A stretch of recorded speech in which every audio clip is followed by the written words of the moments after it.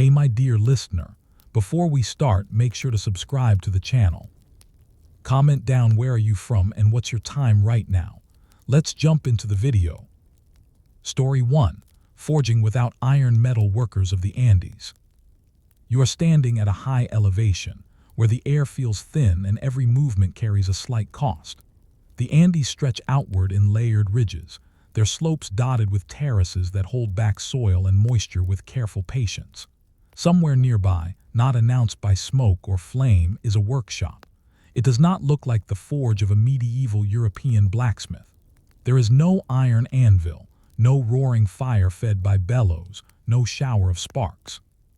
And yet this is a place where metal is worked, shaped, valued, and understood with a depth that supported entire civilizations. In the ancient Andes, long before European contact, metalworkers practiced their craft in ways that might feel both familiar and unfamiliar to you.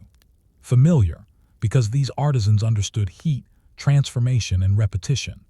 Unfamiliar because they worked without iron, without steel, and without many of the tools you might associate with the word blacksmith. Instead, they worked with copper, gold, silver, and alloys created through careful experimentation. Their workshops were quiet places, where skill accumulated slowly, passed down through observation and apprenticeship rather than written instruction. Metalworking in the Andes emerged thousands of years before the rise of the Inca Empire. Archaeological evidence from coastal Peru suggests that by around 2000 BCE, people were already hammering native copper into thin sheets. This was not smelting in the old world sense. There were no blast furnaces, no attempt to extract iron from ore. Instead, metalworkers relied on naturally occurring metals and learned how to shape them through cold hammering, annealing, and repeated cycles of heating and cooling. If you were to sit beside one of these artisans, you would notice how much of the work involved waiting. Heating metal required fuel, usually charcoal or dried plant matter, and fuel was precious. The metal was warmed just enough to soften it, then hammered with stone tools, then heated again. Each cycle took time. There was no rush, because rushing led to cracks, wasted material, and loss of status for the craftsperson responsible. These metalworkers were not isolated specialists working solely for personal gain. In Andean societies, metal production was closely tied to social hierarchy, religious belief, and state organization. Gold and silver were not currencies. They were symbolic materials, associated with the sun and moon, with ancestry and authority. Copper, meanwhile, had more practical uses, especially when alloyed with arsenic or tin to create harder materials suitable for tools and weapons. You might expect that someone capable of producing metal tools would be a powerful individual, free to trade or accumulate wealth. In reality, many Andean metalworkers were attached to temples, palaces, or state institutions. Their labor was organized through systems of obligation rather than wages. The Inca, for example, relied on the mita system, a form of rotating labor tax. Skilled workers were assigned to produce goods for the state, including metal objects used in ceremonies, diplomacy, and administration. The workshop itself was often modest. Excavations suggest small, semi-enclosed spaces near elite compounds rather than large centralized foundries. Tools were simple: hammerstones, anvils made of harder rock, clay crucibles for melting small quantities of metal. The absence of iron tools did not limit precision as much as you might expect. Thin sheets of gold could be cut, embossed, and joined with remarkable accuracy. One of the most quietly impressive aspects of Andean metalworking was the understanding of alloys. By combining copper with small amounts of arsenic or tin, artisans created bronze-like materials that were significantly harder than pure copper. This knowledge was empirical, built through generations of trial and error. No one wrote down formulas. Instead, you learned by watching, by remembering how a particular ore behaved in the heat, by noticing subtle changes in color and sound during hammering. Sound mattered more than you might think. Experienced metalworkers listened to the ring of the metal under the hammer. A dull sound suggested internal cracks. A sharper tone meant the structure was sound. In the absence of modern testing methods, the body itself became the measuring instrument. Hands felt resistance. Eyes tracked color changes. Ears judged integrity. Metal objects produced in these workshops ranged from utilitarian to highly symbolic. Knives known as tumi, with their distinctive semicircular blades, were used in both medical and ritual contexts. Axes and chisels served practical needs in woodworking and construction. Jewelry, headdresses, and ceremonial masks signaled rank and religious meaning rather than personal decoration. It is important to pause here and adjust expectations. These metalworkers were not inventing toward iron.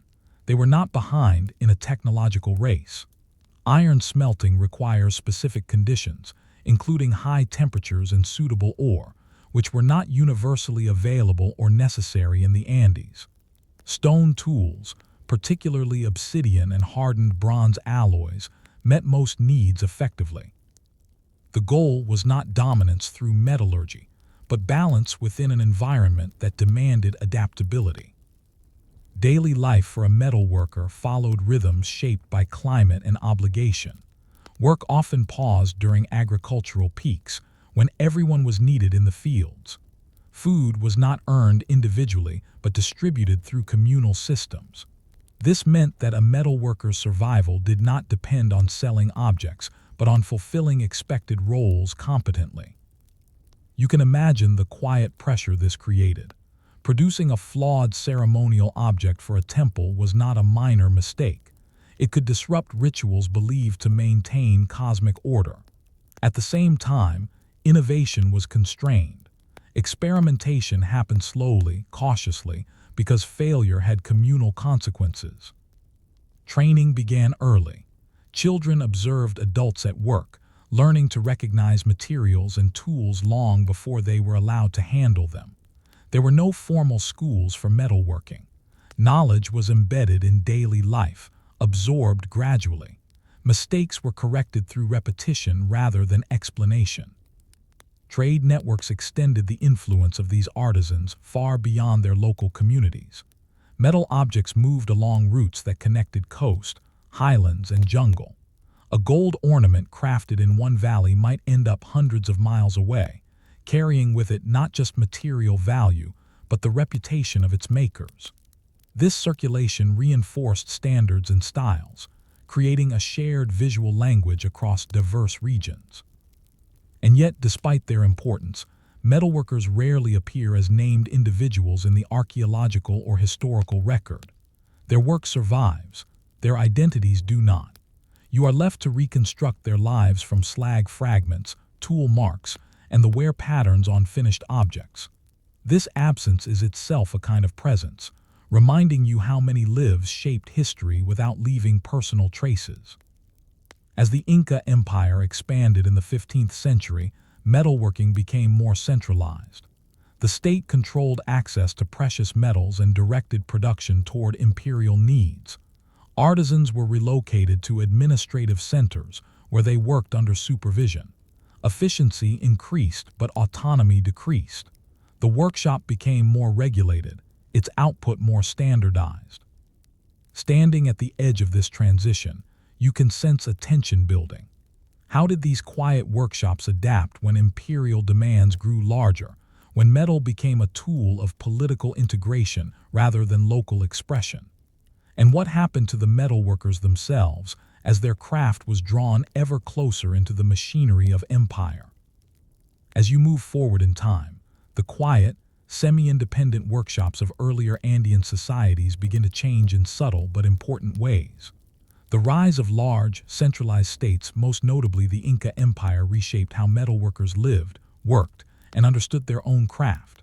The hammer still struck metal in steady rhythms, and the fire still burned low and controlled, but the meaning of each finished object shifted. Metal was no longer just symbolic or practical.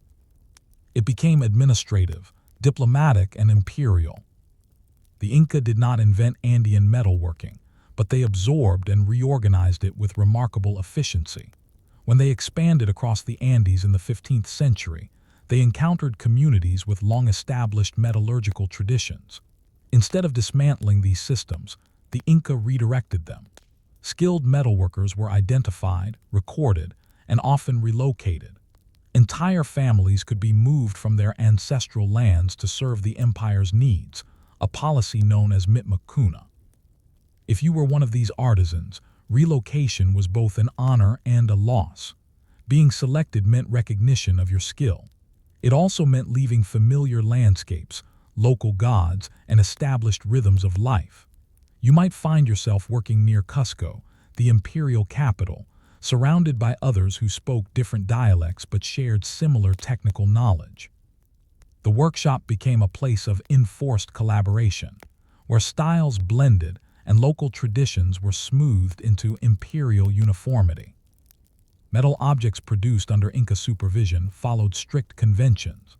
Gold and silver were reserved almost entirely for ritual and state use. You would not craft a gold ornament for a private individual.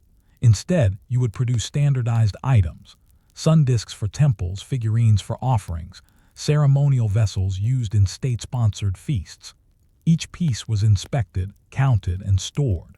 Mistakes were not merely personal failures, they were disruptions to the imperial order. Copper and bronze objects had a broader range of applications. Tools, agricultural implements, and weapons were produced in large quantities, though still without iron. The Inca army relied heavily on stone weapons clubs, slings, and spears, but bronze axe heads and chisels played supporting roles. Metal reinforced authority rather than defining it. A weapon's effectiveness depended more on training and organization than on material superiority. You might notice that despite this increased production, there was still no move toward mass smelting or large furnaces. The Inca state valued control over speed. Small-scale workshops were easier to supervise and less likely to waste precious materials. Metal remained something to be handled carefully, almost reverently, rather than exploited aggressively. The social position of metal workers under imperial rule was complex. They were exempt from some forms of agricultural labor, allowing them to focus on their craft year-round. Food, clothing, and housing were provided by the state. In return, their output belonged entirely to the empire. There was security in this arrangement, but also constraint. Innovation that deviated from established forms was discouraged. Consistency mattered more than creativity. Daily life in an imperial workshop followed predictable routines. Work began after sunrise, once the cold air softened slightly. Fires were tended with care to conserve fuel. Conversations were quiet, practical, often focused on technique rather than ideas. Supervisors, sometimes artisans themselves, sometimes administrators, tracked output using quipu, the knotted cord systems used for record keeping. You would not see numbers written down, but you would feel their presence in the steady expectations placed upon you. Metal also played a role in reinforcing social hierarchies beyond the workshop. Finished objects moved upward, accumulating in temples and storehouses. During major festivals, some of these items were displayed, briefly visible to the wider population. Gold surfaces reflected sunlight during ceremonies, creating an impression of abundance and divine favor. You might watch from a distance, knowing your hands shaped what others revered. Yet metal was rarely recycled or repurposed casually. Old objects were stored, buried, or offered to deities rather than melted down. This meant that demand for new metal was constant. Mining, therefore, became increasingly important. While metalworkers did not usually mine ore themselves, they were connected to those who did through state logistics. Mining camps operated in harsh environments, extracting copper and precious metals at significant human cost. You might wonder whether metalworkers ever questioned the uses of their labor. The historical record is silent on this point. There are no personal accounts, no complaints preserved in writing. What you can infer, however, is that resistance was difficult. Skills tied you to the state. Walking away meant abandoning not only your craft but also the support systems that sustained your family. When the Spanish arrived in the early 16th century, they encountered this highly organized metallurgical world and misunderstood it. They saw gold and silver everywhere and assumed wealth in a European sense. They did not initially understand that these metals were not currency, but sacred materials embedded in social and ritual systems. This misunderstanding would have devastating consequences. For metalworkers, contact brought abrupt disruption. Spanish demands focused almost exclusively on precious metals. Objects that had taken weeks to produce were melted down indiscriminately. Symbolic meaning was erased in favor of bullion weight. Workshops were repurposed, and artisans were forced to work under new conditions, often in mines rather than crafting spaces. Techniques that had been refined over centuries were suddenly devalued. Spanish iron tools and steel weapons changed labor expectations. Some metalworkers adapted, learning new methods under coercion. Others were displaced entirely. The careful balance between environment, material, and social obligation collapsed under extractive pressures. As you reflect on this moment of transition, the workshop you first imagined, the quiet space with low fires and stone tools, feels very far away. The skills still existed, but the context that gave them meaning was unraveling. What survives today are the objects themselves, preserved in museums and burial sites, silent witnesses to lives structured around patience, obligation, and precision. This leaves you with a lingering question. How much of Andean metalworking knowledge was truly lost in this upheaval, and how much survived quietly, reshaped to fit a new world? When you follow the lives of Andean metalworkers past the moment of conquest, the story does not end cleanly or dramatically. There is no single collapse, no final workshop abandoned in silence. Instead, there is a long period of adjustment, erosion, and quiet survival. The fires did not go out all at once. They were slowly repurposed, reduced, and in many places extinguished without record. In the decades after Spanish rule was imposed, metalworking knowledge fractured along practical lines. Techniques that served colonial demands were preserved, often under compulsion. Those tied to ritual, symbolism, and communal identity were discouraged or banned. Gold and silver were no longer shaped into sacred forms. They were melted, weighed, stamped, and shipped. Metal became anonymous. If you had been trained in the old ways, this shift would have felt disorienting. The careful listening to metal, the patient cycles of heating and hammering, the sense that your work maintained balance between human and cosmic forces, these meanings were no longer recognized. Instead, output was measured by volume and speed. Time itself changed shape. Days became longer, labor more continuous, rest less predictable. Some artisans adapted by transferring their skills to other materials. Techniques once used on thin metal sheets found new expression in wood, leather, and textile decoration. Embossing patterns, symmetrical design, and precision cutting did not disappear. They migrated. In this way, metalworking left traces in unexpected places, embedded in crafts that continued quietly under colonial rule. In remote regions, away from mining centers and colonial cities, older practices survived longer. Small-scale copper working persisted, particularly where metal had practical uses that did not attract Spanish interest. Tools were repaired rather than replaced. Knowledge was passed down within families, often stripped of its earlier ritual language but still technically sophisticated. Archaeology allows you to glimpse these continuities. Tool marks on colonial-era objects sometimes reflect pre-Hispanic techniques. Alloy compositions reveal choices consistent with older practices rather than European norms. These details suggest that not all knowledge was erased. Some of it simply went underground, practiced without recognition or prestige. Over time, however, iron and steel reshaped labor expectations across the Andes. European tools were more durable for certain tasks and became widespread, especially in agriculture and construction. As demand for bronze tools declined, so did the practical need for traditional metalworking skills. Apprenticeship chains broke. Techniques that relied on long, careful training were no longer economically viable. By the 18th century, Indigenous metalworkers were rarely identified as such in official records. They appear instead as laborers, miners, or artisans without specialization. The profession dissolved into broader categories, losing its distinct identity. What remained were objects already made, and the faint echoes of methods remembered imperfectly. Yet when you stand in front of an Andean metal artifact today, a gold mask, a copper axe, a finely worked toomey, you are not just seeing an object. You are seeing accumulated hours of attention. You are seeing decisions made without written plans, guided by sensory experience and inherited knowledge. You are seeing evidence of a technological tradition that did not follow the path familiar from European history, but one that was no less sophisticated for it. These objects challenge assumptions about progress. They remind you that technology develops in response to environment, values, and social structure.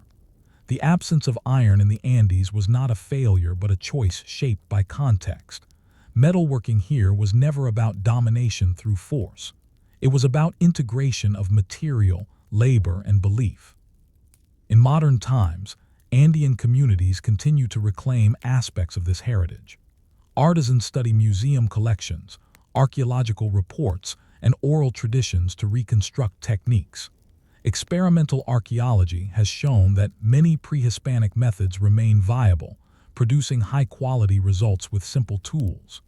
This revival is not about returning to the past unchanged, but about recognizing its ingenuity.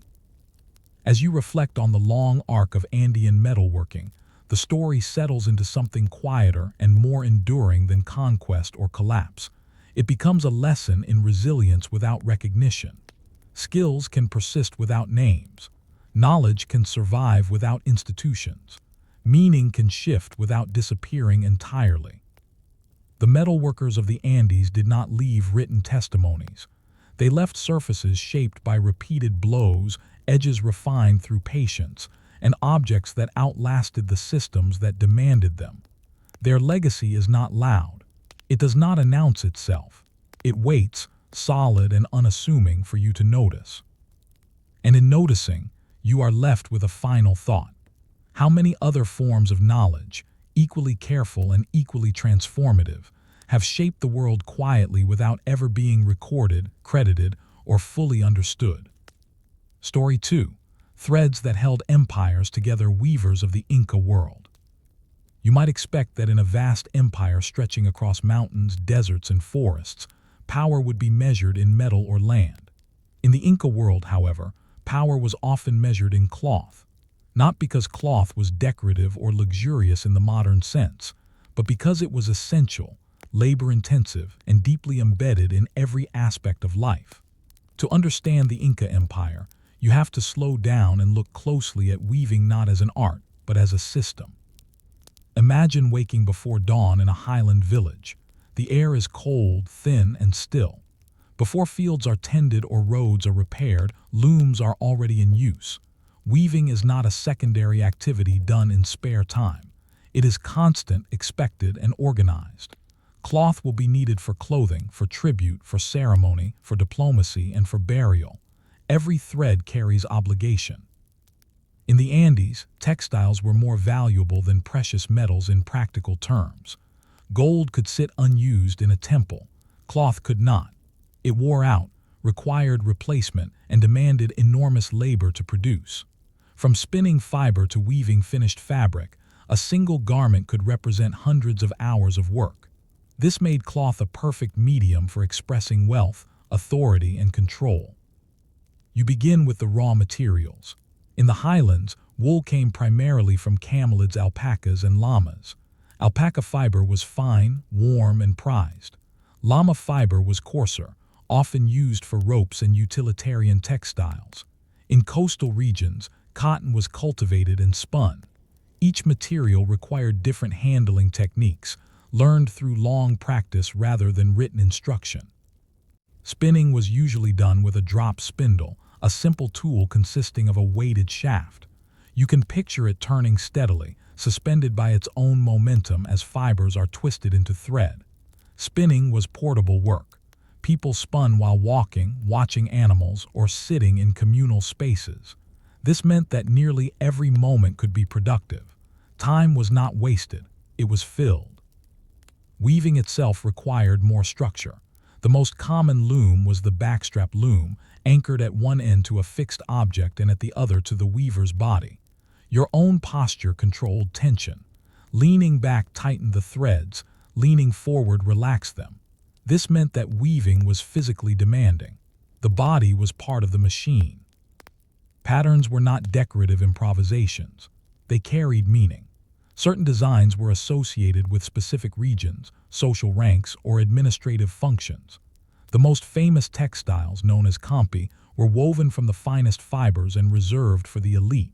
Producing campi required exceptional skill. The thread count was so high that the fabric rivaled, and sometimes exceeded, the quality of contemporary European textiles. You might assume that such skilled work was done primarily by women in domestic settings. This is only partially true. While many women wove for household and local needs, the state also maintained specialized weaving institutions. The Eclahuasi, or houses of the chosen women, were state-run compounds where selected women produced textiles for the empire. Admission was both an honor and a form of confinement. If you were chosen as an Eclat, your life changed abruptly. You were removed from your family, trained intensively, and assigned specific tasks. Some Eclats brewed chicha beer for rituals. Others wove textiles of the highest quality. Sexual abstinence was required for some. Others were given as wives to nobles or allies. Your value was measured in output and obedience. Men also wove, particularly in state workshops that produced standardized textiles for the army and administration. These workshops operated under supervision, with quotas and expectations similar to those imposed on metalworkers. Cloth was counted, stored, and redistributed through the imperial system. It functioned as both payment and provision. The Inca did not use money. Instead, cloth served as a form of wealth transfer. Soldiers were paid in textiles. Officials received garments as signs of office. Entire communities owed cloth as part of their labor obligations under the Midas system. The empire moved on fabric. Clothing itself was highly regulated. You did not dress according to personal preference. Garments indicated your place in society. The cut of a tunic, the pattern of a mantle, even the way cloth was folded could signal ethnic identity or administrative role. Wearing clothing inappropriate to your status was not a minor offense. It was a challenge to order. Production schedules followed seasonal rhythms. Wool was sheared at specific times. Cotton harvesting depended on climate. Dyeing required plant, mineral, and insect sources, some of which were available only at certain points in the year. This meant that weaving was tightly coordinated with agricultural cycles. Failure in one area rippled outward. Dyes themselves were another layer of labor. Reds from cochineal insects, yellows from plants, blacks from mineral compounds all required careful preparation. Colors had symbolic meanings and practical implications. Some dyes faded faster than others. Choosing the wrong dye for a particular garment could shorten its lifespan and reflect poorly on the weaver responsible. As with metalworking, weaving knowledge was transmitted through observation and repetition. There were no pattern books. Designs were memorized. Hands learned movements long before minds articulated them. Mistakes were corrected silently. Excellence was expected, not praised. As the Inca Empire expanded, textile production intensified. Conquered regions were required to produce cloth according to imperial standards. Local styles were sometimes preserved, sometimes overwritten. The loom became an instrument of integration. Through cloth, the empire standardized identity while allowing controlled variation. You can imagine warehouses filled with folded textiles, stacked and cataloged without writing. Administrators tracked quantities using quipu. Cloth moved along roads carried by porters, redistributed where needed. In times of famine, textiles were issued alongside food. In times of celebration, they were worn, displayed, and eventually worn out. And yet, despite this scale and organization, weaving remained intimate work. Each thread passed through human hands. Each garment reflected posture, tension, and attention. No two pieces were identical, even when standardized. The empire depended on this quiet variability.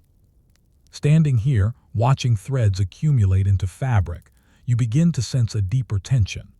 How did a system so reliant on patient, bodily labor respond when it was suddenly disrupted by conquest, new materials, and new demands?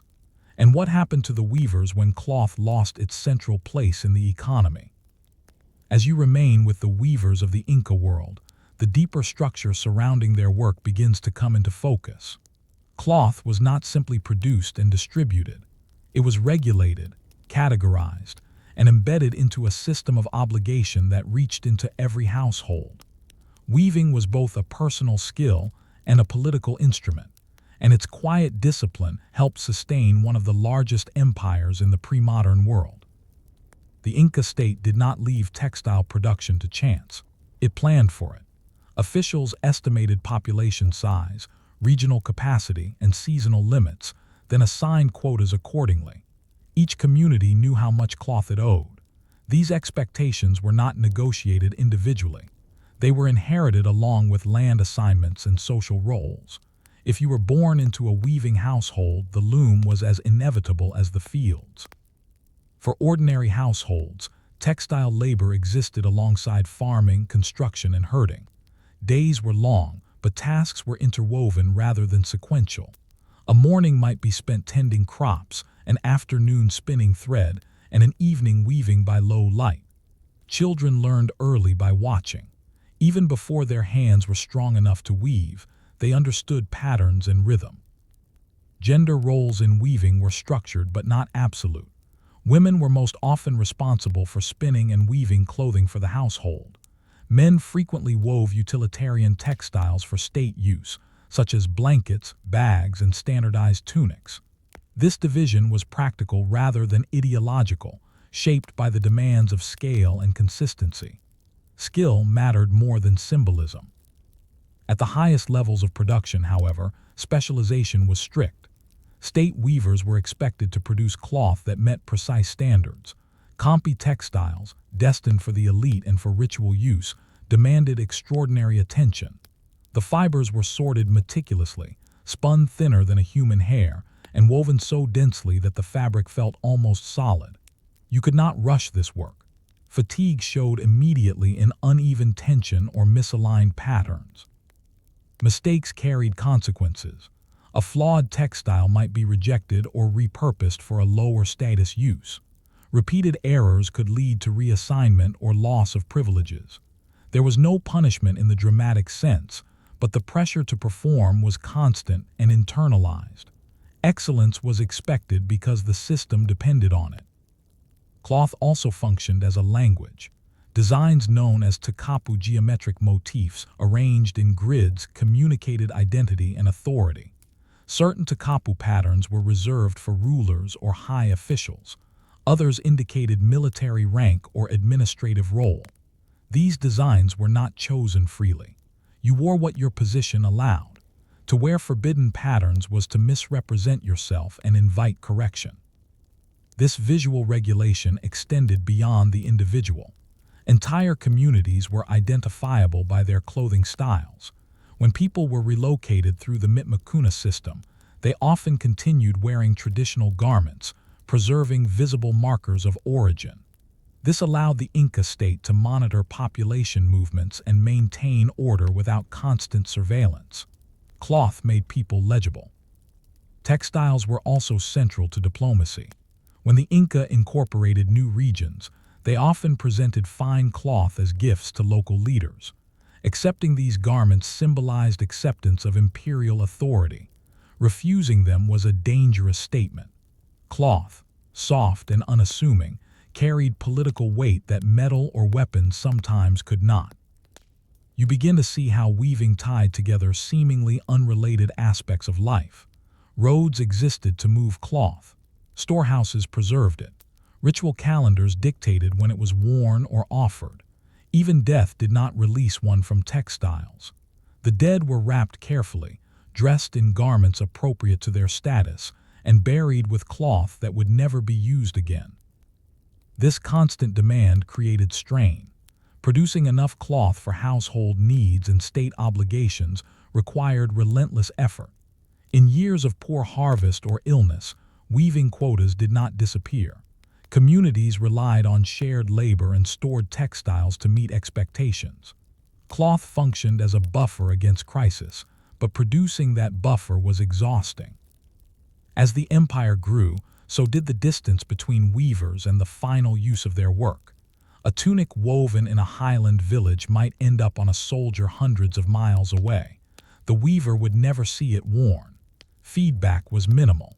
The reward was not recognition but continued inclusion in the system. This detachment made the coming disruption even more profound. When Spanish forces arrived, they did not initially understand the value of cloth. They sought gold and silver, overlooking warehouses filled with textiles. For a brief moment, weaving continued largely uninterrupted, but this was temporary. Colonial demands soon reshaped labor priorities. Textile production was redirected toward European needs. Indigenous looms produced cloth for colonial markets, often under coercive conditions. Traditional patterns were discouraged in favor of simpler designs. Standardization shifted from imperial symbolism to economic efficiency. The meaning of weaving changed. Cloth became a commodity rather than an obligation fulfilled within a reciprocal system. Payment replaced redistribution.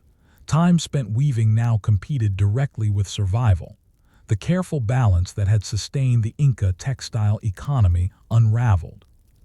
As you stand at this threshold, watching looms continue their steady work even as their purpose shifts, you are left with an uneasy question. What happens to a society when the labor that once bound it together is stripped of its shared meaning? When the Inca Empire collapsed under the pressure of conquest, disease, and forced reorganization, weaving did not disappear overnight. Like so many forms of Andean labor, it lingered reshaped, narrowed, and gradually detached from the system that once gave it coherence. The loom did not fall silent all at once. Instead, its sound faded unevenly across regions, households, and generations.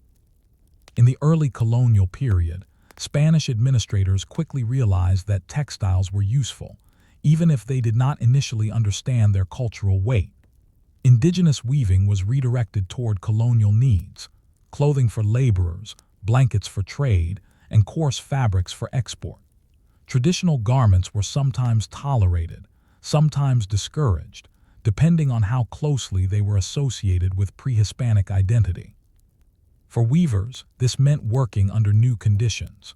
The rhythms of obligation were replaced by quotas tied to punishment or debt. Where the Inca system had redistributed food and clothing, the colonial system extracted labor with minimal return. Weaving time now competed directly with subsistence farming, leaving little margin for error. The Aclahuasi were dismantled or repurposed. Women who had once woven for ritual and elite consumption were absorbed into households, convents, or labor pools. Their specialized skills were rarely acknowledged. The finest techniques, those that produced compi-quality cloth, were no longer demanded. Without institutional support, such techniques faded within a few generations. Patterns, too, began to change. Takapu designs associated with imperial authority lost their meaning under colonial rule. Some patterns were simplified, others disappeared entirely. Yet not all symbolism was erased. In remote areas, local motifs persisted, passed down quietly within families. These designs no longer signaled imperial rank, but they retained a sense of continuity. Materials shifted as well. Sheep's wool, introduced by Europeans, gradually replaced camelid fiber in many regions. It behaved differently on the loom, requiring adaptation. Some weavers resisted at first, preferring familiar fibers. Others incorporated the new material pragmatically. The loom adjusted as it always had, but something of the old texture was lost. By the 18th century, weaving had become primarily domestic and regional rather than imperial. It survived as household necessity and local identity rather than state infrastructure. Garments were made for warmth and modesty, not for signaling administrative roles. The language of cloth grew quieter, more personal. And yet, weaving never vanished. Even under pressure, even when its economic value declined, the skill endured.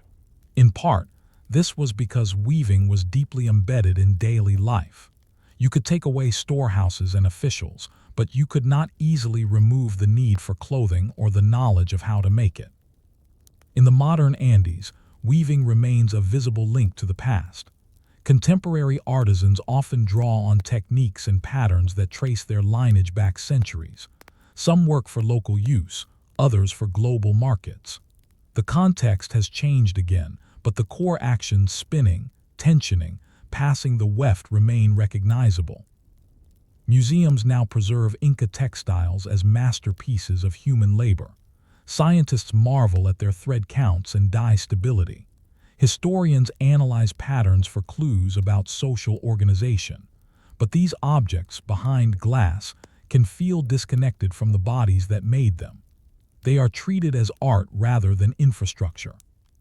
When you step back, you see weaving for what it truly was in the Inca world, not decoration but cohesion. Cloth bound people to the state, to each other, and to the land. It structured time, identity, and obligation. When that system collapsed, society did not simply lose an industry, it lost a language. The weavers adapted as best they could. They always had.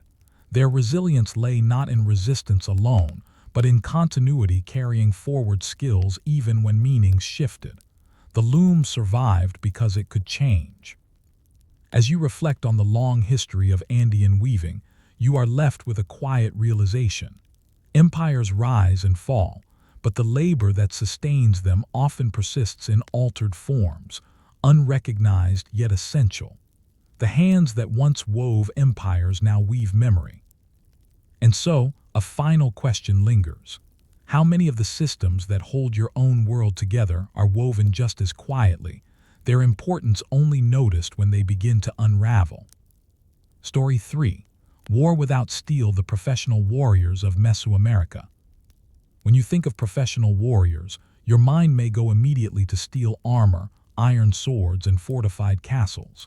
In Mesoamerica, none of these things existed.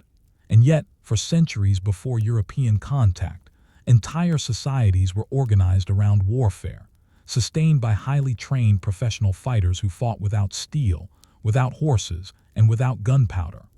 Their wars were frequent, structured, and deeply embedded in daily life. To understand them, you have to set aside familiar assumptions about what war is meant to accomplish. You are standing in the basin of Mexico, surrounded by lakes, causeways, and densely populated city-states. This is not a frontier world. It is urban, agricultural, and intensely organized. War here is not chaos, it is routine. It is planned, expected, and taught from childhood. And it does not begin on the battlefield. It begins in school. In many Mesoamerican societies, particularly among the Mexica often called the Aztecs, military training was formalized through state institutions. Boys did not simply grow up and decide whether to fight. From an early age, their future roles were shaped by education. Around adolescence, boys were sent to one of two types of schools, the Talpachcali for commoners or the Kamikak for the children of nobles. If you were sent to the Talpachcali, your training was physically demanding and intentionally austere. You learned discipline through labor before you ever held a weapon. Days were spent carrying firewood, repairing roads, and working on public projects. This was not busy work. It built strength, endurance, and obedience. You learned to take orders and to endure discomfort without complaint. Military instruction was woven into this routine. Veterans taught you how to move in formation, how to maintain balance on uneven ground, and how to respond to commands shouted over noise and confusion. You practiced with wooden training weapons long before you were allowed to carry real ones. Mistakes were corrected sharply. The goal was not individual expression, but reliability. If you attended the Comicac, your training combined warfare with religious and administrative education. You learned rituals, calendrical knowledge, and the ideological reasons for war. As a future officer or priest warrior, you were expected to understand not just how to fight, but why fighting mattered. Warfare sustained the cosmos, fed the gods, and maintained social order. Weapons training focused on tools made from available materials. The most iconic was the macuahuitl, a wooden sword edged with razor-sharp obsidian blades. Obsidian could cut more cleanly than steel, but it was brittle.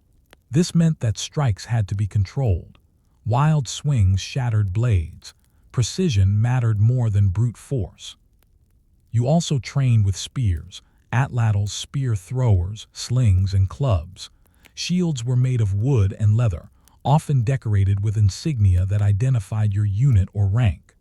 Armor consisted of quilted cotton soaked in salt water, surprisingly effective at absorbing impact. Nothing about this equipment was crude. It was adapted carefully to the environment and the goals of combat. And those goals were not always lethal. In many Mesoamerican conflicts, particularly the so-called Flower Wars, capturing enemies was more important than killing them. Captives were taken for ritual purposes, yes, but also as proof of skill and status. A warrior's advancement depended on the number and quality of captives he took.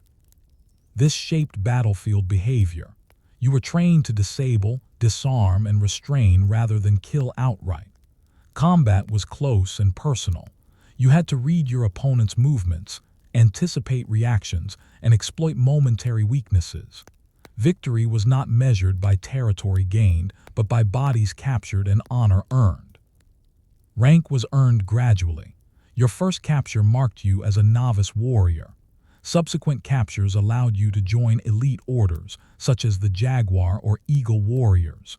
These were not symbolic titles. They came with privileges, distinctive clothing, and higher expectations.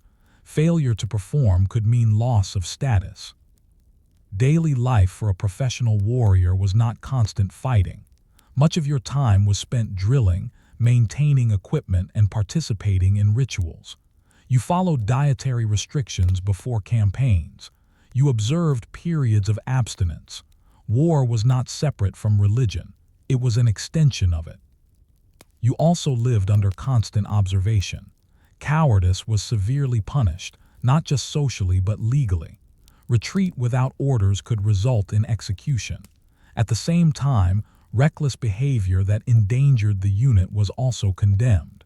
You were expected to be brave but controlled. Campaigns were seasonal, timed around agricultural cycles.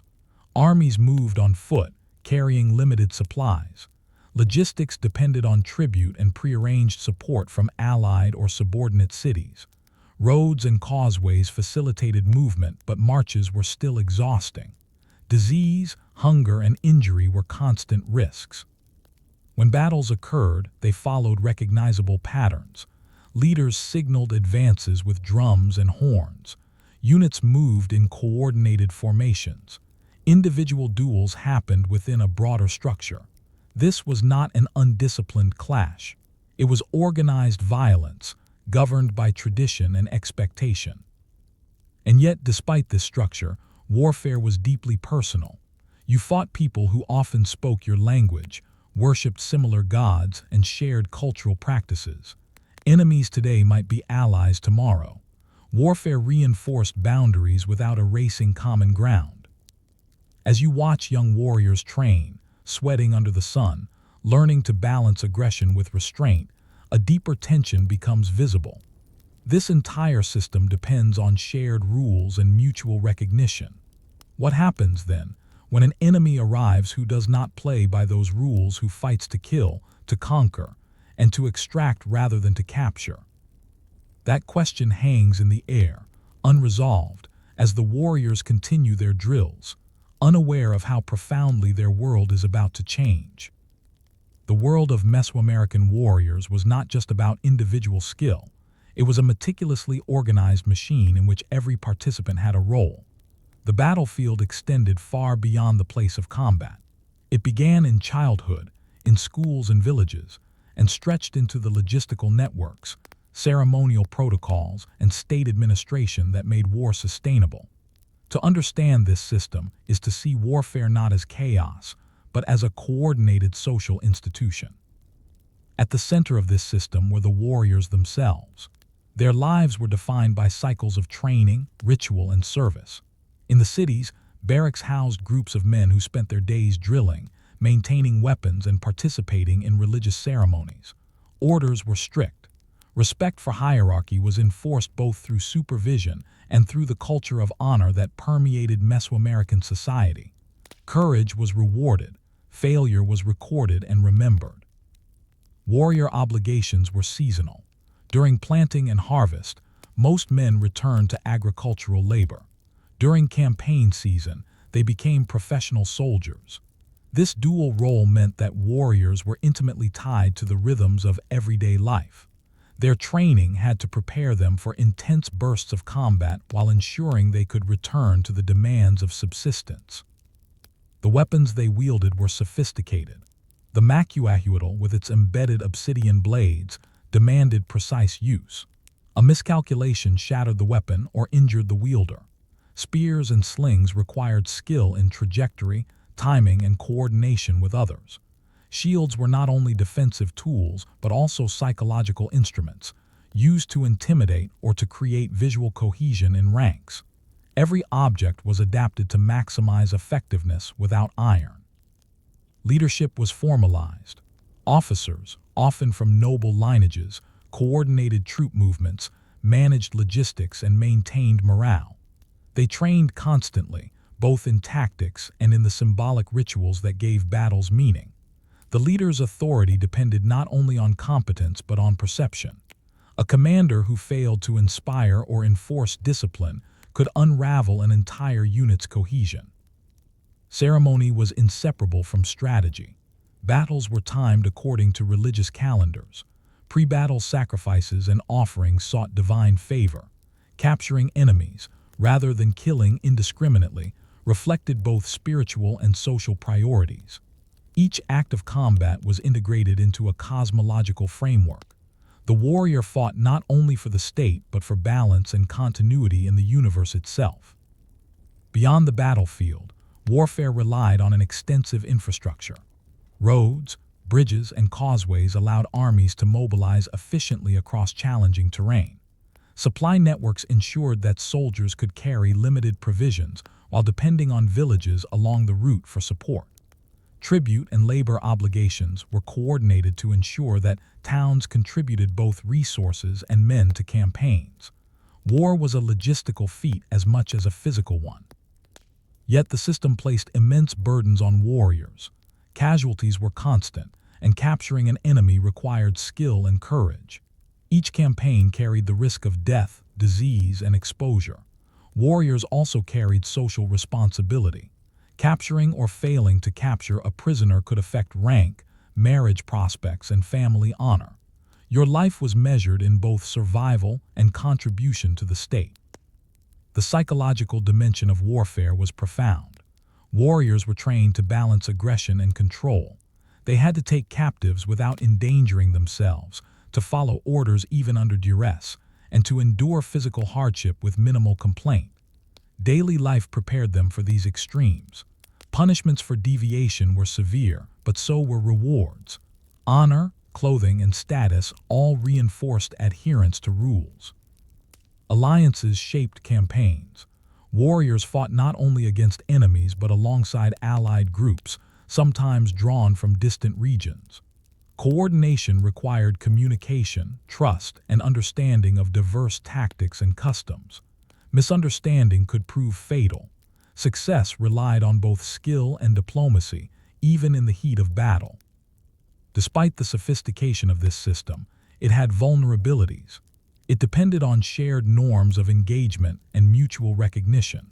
Soldiers expected enemies to honor the rules of war, to fight with comparable weapons, and to respect ceremonial protocols. Violations could destabilize entire campaigns. This system worked until an outside force arrived that did not play by the same rules. The The Spanish arrival in the early 16th century presented exactly that scenario. Equipped with steel weapons, horses, and firearms, the conquistadors operated on principles foreign to Mesoamerican warfare. The strategies, expectations, and rituals that had structured combat for centuries suddenly faced unprecedented disruption. Professional warriors, trained for precision and capture, confronted an enemy that sought annihilation and territorial control. The result was disorienting.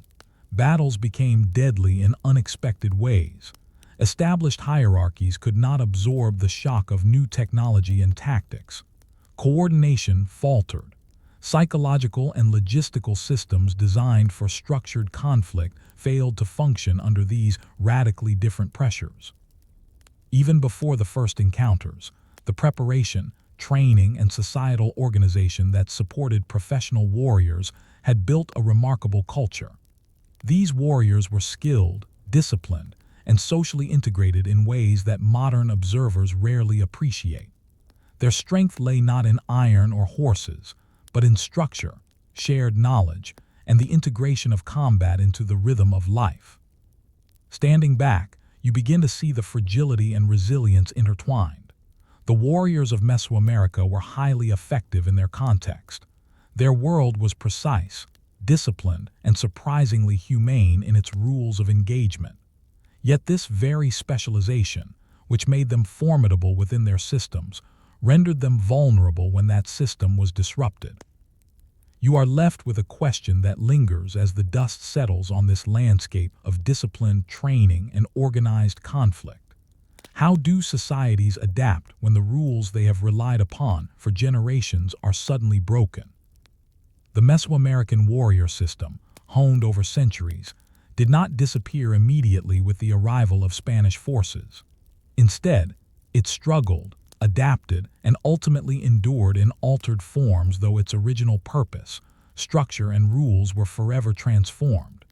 To understand this transition, you must consider both the immediate disruptions of conquest and the subtle continuities that survived. The first shock came with the introduction of unfamiliar technology. Steel swords, armor, and firearms, combined with cavalry, undermined the principles that had guided warriors for generations. Close combat with obsidian-edged weapons, which relied on skillful strikes and capture, was suddenly far more lethal against armored opponents who could move faster and strike from a distance. Shock, confusion, and the disorientation of traditional formations compounded losses. Despite these challenges, Mesoamerican warriors fought with the training ingrained from childhood. They adapted tactics where possible, using terrain to their advantage, coordinating ambushes, and attempting to exploit the weaknesses of cavalry and firearms. Their resilience was evident. Leaders organized retreats, reorganized forces, and maintained discipline even under dire conditions. Their skills were formidable, but they were calibrated for a world that no longer existed. Psychologically, the warriors faced a profound dilemma. Their code emphasized capture over slaughter, ritual over annihilation. Confronted with an enemy unconcerned with protocol, they had to reconcile training and expectation with survival. For many, this meant improvisation. Weapons were modified, formations adjusted, and strategies adapted, but the underlying system could not fully respond to the speed, range, and brutality of European methods. In addition to technology, the collapse of political infrastructure further weakened professional warriors. The capture or elimination of noble commanders disrupted coordination. Tribute networks supplying food, clothing, and reinforcements broke down. Soldiers who had relied on orderly logistics and predictable rotations were left to fend for themselves or return to villages. The collapse of social organization magnified the impact of military defeats. Yet this is not a story solely of loss. Certain skills, tactics, and organizational principles persisted. Resistance campaigns, such as those led by remnants of Aztec or Mixtec forces, demonstrated that knowledge of formations, ambush, and psychological warfare continued to shape encounters for decades. Oral histories and ethnographic records suggest that even after the empire fell, veterans trained younger generations in martial skills adapted to the colonial context. The discipline did not vanish entirely. Some aspects of warrior culture were absorbed into colonial frameworks. Indigenous auxiliaries were recruited by Spanish forces, their expertise in terrain, weaponry, and reconnaissance proving invaluable. In a sense, the structure of Mesoamerican military knowledge was repurposed to serve new powers, though it lost autonomy and original meaning. Tradition survived, but under imposed authority. In daily life, the warrior's role shifted as well.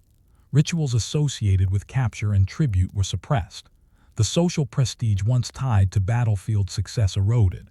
Military obligations merged with forced labor in mines or haciendas. Weapons remained, but their cultural significance diminished. Identity, once built around rank, capture, and ceremony, was subsumed into survival under colonial order. Despite this, the techniques themselves, weapon handling, strategic thinking, and training methods remained in local memory. Craftsmen continued producing obsidian-edged tools, some for ceremonial use, some for defense. Stories of eagle and jaguar warriors persisted, preserved in songs, codices, and oral tradition. The discipline, honed over lifetimes of structured practice, left an imprint that outlasted the empire itself. Reflecting on this history, you see both fragility and resilience intertwined. The Mesoamerican warrior system was formidable, coherent, and highly specialized, but specialized in a context that would vanish. Its downfall illustrates how external disruption can overwhelm even the most sophisticated indigenous systems.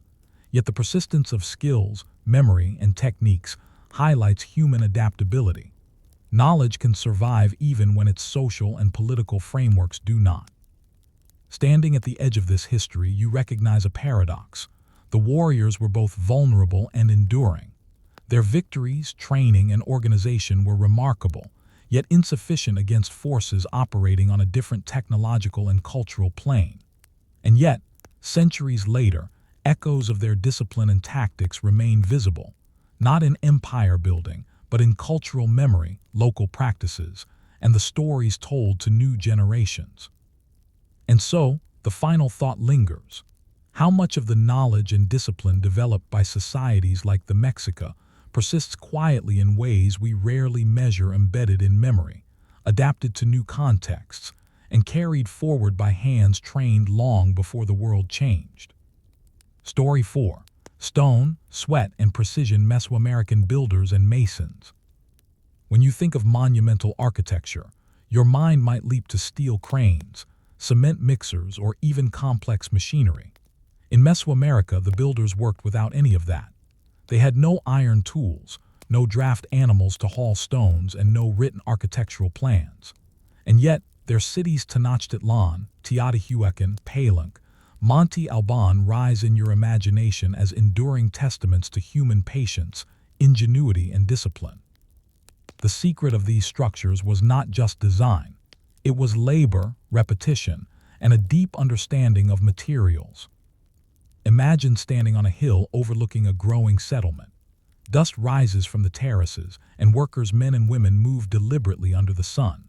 Stones are quarried from nearby hillsides. Obsidian blades, stone hammers, and wooden levers are your tools. There is no iron, but there is knowledge. You learn how to split stone along natural fault lines. You understand which rocks bear weight and which crumble. Each piece is selected for shape, size, and density. Quarries were hubs of labor. Extracting stone required patience. Large blocks were pried with wooden wedges, small stones chipped free with hammers. Workers timed their efforts with temperature shifts. Rock expands and contracts in predictable ways with heat and cold. Misjudgment could split a block incorrectly, wasting hours of effort. Precision was as much about observation and timing as it was about strength. Transportation of stones was a complex logistical challenge. Without wheeled carts or draft animals, builders relied on human labor and ingenuity. Stones were dragged on rollers, lifted with levers, and sometimes floated along canals. Teams coordinated movement carefully, often using ropes and communication techniques passed down through generations. One misstep could crush hands or disrupt entire sequences of construction. Foundations were sacred as well as practical. Sites were chosen not only for topography and stability but for spiritual alignment. Temples, pyramids, and palaces were placed according to celestial events, sacred geography, and social hierarchy. Builders combined mathematics, observation of the sun and stars, and ritual knowledge to position structures with remarkable precision. The foundation was the first act of engineering and devotion. Masonry itself demanded discipline. Stones were not simply stacked. They were shaped to fit snugly without mortar, a method called dry stone construction. Walls were inclined slightly inward to resist earthquakes. Interlocking shapes prevented sliding. You learned to read the stone, carving only as much as necessary to achieve stability. Wasted effort meant exhaustion and delay. Labor was organized. Communities contributed workers through calpuli or local communal obligations, similar to the mita system used by the Inca. Workforces rotated between quarries, transport, and construction sites. Women often prepared materials, mixed pigments, and constructed scaffolding. Children assisted with small tasks, carrying tools or stones. Every member of society contributed in a structured, predictable way. Architectural design, though largely learned by observation, followed certain conventions. Pyramids rose in stepped layers, platforms supported temples, and stairways aligned to ritual sightlines. Builders understood load distribution intuitively, learned through repetition and apprenticeship. Patterns of erosion and collapse were studied and integrated into future construction. Knowledge accumulated slowly, but reliably. Artisans added finishing touches. Stucco coatings were applied to smooth surfaces. Polychrome pigments decorated facades, creating vibrant imagery that conveyed religious and political messages. Reliefs depicted rulers, deities, and cosmological symbols. Each detail was labor-intensive, taking weeks to apply on a single face of a building. Coordination with other societal functions was essential. Temples and palaces were part of a living city. Roads, canals, and causeways connected structures. Water management required aqueducts, reservoirs, and drainage systems integrated seamlessly into stoneworks. Builders were not only masons, but also hydraulic engineers, urban planners, and surveyors. This level of integration required record-keeping of a non-written sort. Teams communicated through signals, measurements, and models. Ropes marked lines. Cords and knotted strings kept dimensions consistent. Standardization emerged not from formal documentation but from careful observation and shared conventions. And yet, despite these remarkable achievements, the work was physically exhausting. Laborers carried heavy loads, balanced precariously on scaffolds, and endured sun, rain, and wind. Injuries were common, but communities maintained support systems. Those who fell ill or were injured were often cared for, reflecting the social importance of construction and the value placed on skilled laborers. Even small errors had significant consequences. A misaligned block could cause future instability or compromise aesthetic coherence. Builders corrected mistakes immediately, sometimes removing entire sections to reset alignment. This painstaking attention created structures that could endure centuries. Looking at a nearly finished pyramid, you begin to sense the quiet power of collective human effort. Each stone carries hours of labor, observation, and careful judgment. The monument is not just a religious or political statement, it is a record of discipline, knowledge, and cooperation. No individual signature remains, but the imprint of generations is unmistakable. And yet, questions linger. What happened when external pressures, drought, invasion, or conquest interrupted this delicate balance? How did builders respond when laborers were forced away or supplies disrupted? And how much knowledge survived when entire cities were destroyed or abandoned? This is where the story of Mesoamerican masonry begins to intersect with broader historical currents, moments when human ingenuity met unpredictability, and the structures they built became both refuge and witness to upheaval.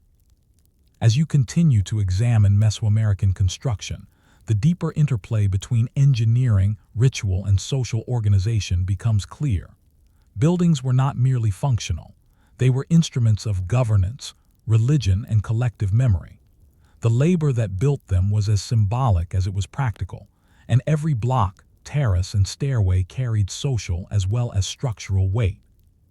Builders and masons were integrated into a network of obligations and oversight. Workforces were assigned by local communities Calpuli in the Valley of Mexico, lineages in Oaxaca or Chiapas.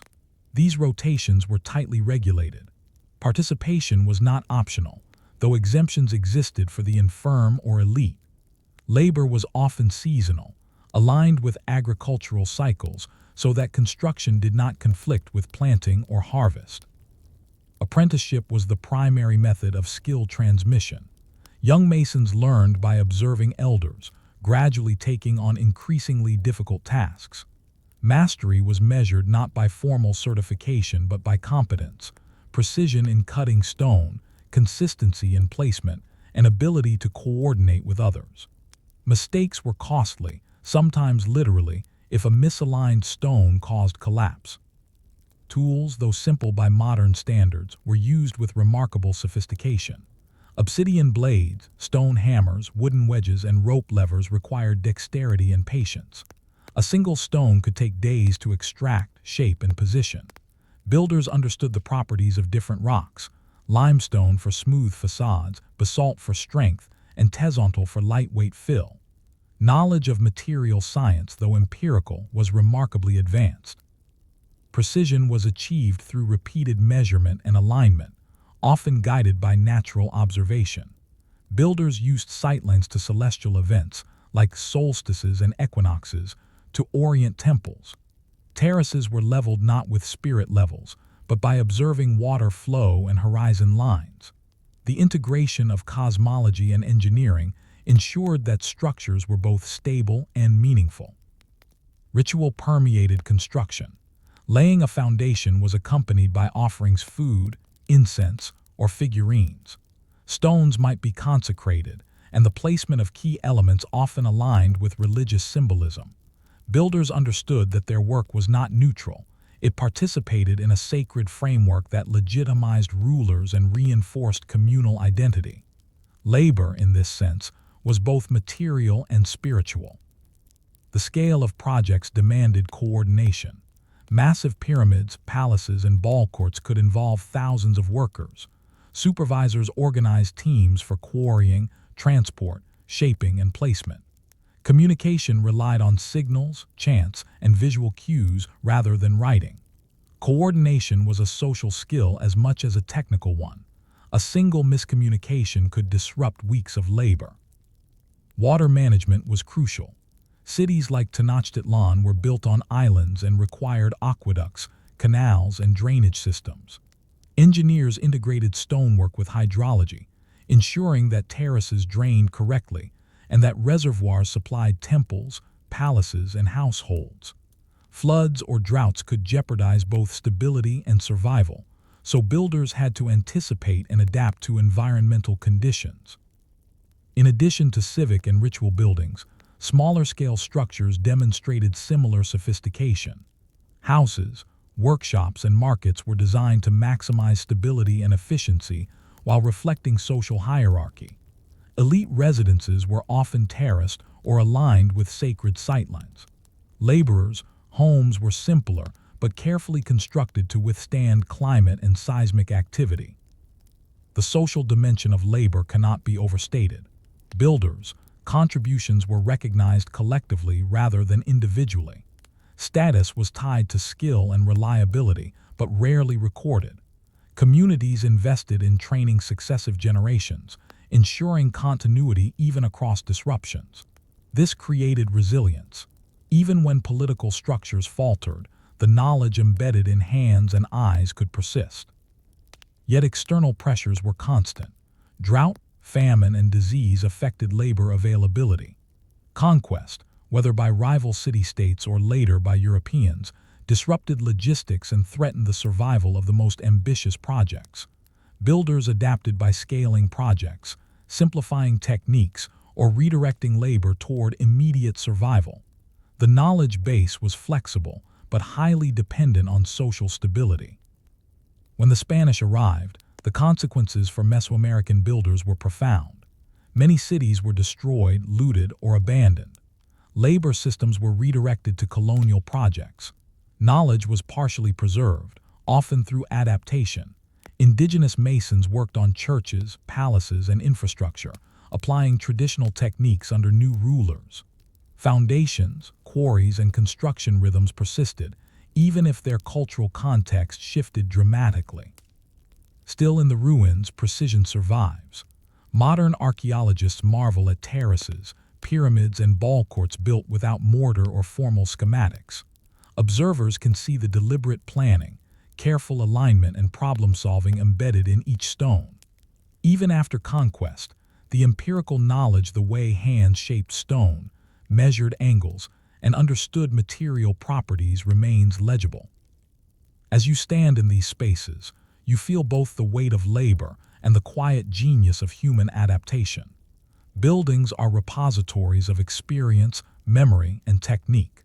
They remind you that monumental work does not require advanced technology.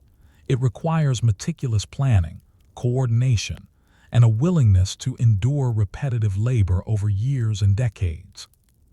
And yet, questions remain. When the political framework that organized labor collapses, how much of this knowledge is lost? How many techniques disappear when the pressure of conquest, disease, and forced labor interrupts the rhythm of apprenticeship? And how much survives quietly, waiting for future hands to rediscover it? When you walk among the ruins of Mesoamerican cities today, it is easy to imagine sudden collapse, toppled pyramids, deserted plazas, abandoned workshops. But the reality is more subtle. The buildings themselves, shaped by centuries of patient labor, survived long after political and social systems had fallen apart. They became silent witnesses to both human achievement and vulnerability. To understand them, you must look beyond the stone to the knowledge embedded in every joint, every terrace, every carefully carved block. After conquest and colonization, many city centers were partially destroyed or repurposed. Tenochtitlan was leveled and rebuilt as Mexico City. Palaces and temples were stripped for building materials. Roads and canals were modified. Yet despite this disruption, the craftsmanship persisted, often through the work of indigenous masons conscripted into colonial projects. They carried their skills into new contexts, shaping churches, public buildings, and aqueducts with the same precision they had applied to pyramids. This continuity illustrates an important principle. The survival of knowledge does not depend solely on institutions. Even when the political or religious framework collapses, the techniques learned through apprenticeship and repetitive practice persist. Hands remember what books do not record, and eyes retain what rulers do not write down. The art of moving massive stones, of aligning structures with the horizon, of creating stable, enduring constructions, this knowledge endured quietly, waiting for circumstances where it could be applied again. Communities in more remote areas often maintained older construction practices. Terraces, irrigation channels, and defensive walls continued to be built using traditional methods. Even after the fall of city-states, families and local leaders preserved these skills, passing them down through oral instruction and hands-on teaching. The structures they built were smaller in scale, but no less sophisticated in technique. Materials adapted as well. Builders incorporated European-introduced tools and techniques when convenient, but relied on ancestral understanding of stone, clay, and lime. The combination created hybrid practices, old methods refined for new purposes. This fusion demonstrates resilience. Knowledge is not static, but adaptive. The symbolic dimension of building did not disappear entirely either. Mesoamerican cosmology and ritual continued to inform construction, even under colonial pressure. Some churches were deliberately aligned with celestial events, echoing pre-Hispanic traditions. Sacred spaces maintained continuity of practice, even if their meanings shifted under new religious frameworks. The labor itself, repetitive, disciplined, and collaborative, retained significance. Skilled masons and apprentices continued to learn through observation and imitation. While political authority could be removed, the human capacity for careful planning and execution could not be erased. Knowledge survived because it was embodied, not only institutionalized. The ruins themselves speak to this endurance. Modern archaeologists, engineers, and architects are astonished by the precision of dry stone terraces, the stability of stepped pyramids, and the alignment of monumental platforms with astronomical phenomena. These accomplishments were achieved without written schematics, numerical formulas, or advanced machinery. Instead, they relied on observation, intuition, and meticulous, repetitive practice over decades and centuries. Yet the story is also one of fragility. Knowledge that is highly specialized and tied to social structures can be easily disrupted. When conquest, disease, or forced labor interrupted apprenticeship chains, certain techniques and traditions were lost forever. The monumental buildings that survive today are reminders not only of ingenuity, but of the precariousness of human systems. Standing among these stone forms, you begin to understand the scale of collective effort. Each terrace, each carved stone, each precisely angled wall represents the coordination of hundreds or thousands of hands over years. Buildings are not merely inert objects. They are the accumulated memory of labor, skill, and cultural expectation. This leads you to a quiet reflection. Human knowledge is remarkably durable yet fragile. Stone endures. Social structures do not always. Skills survive in hands and eyes, but can vanish when networks of apprenticeship and communal support collapse.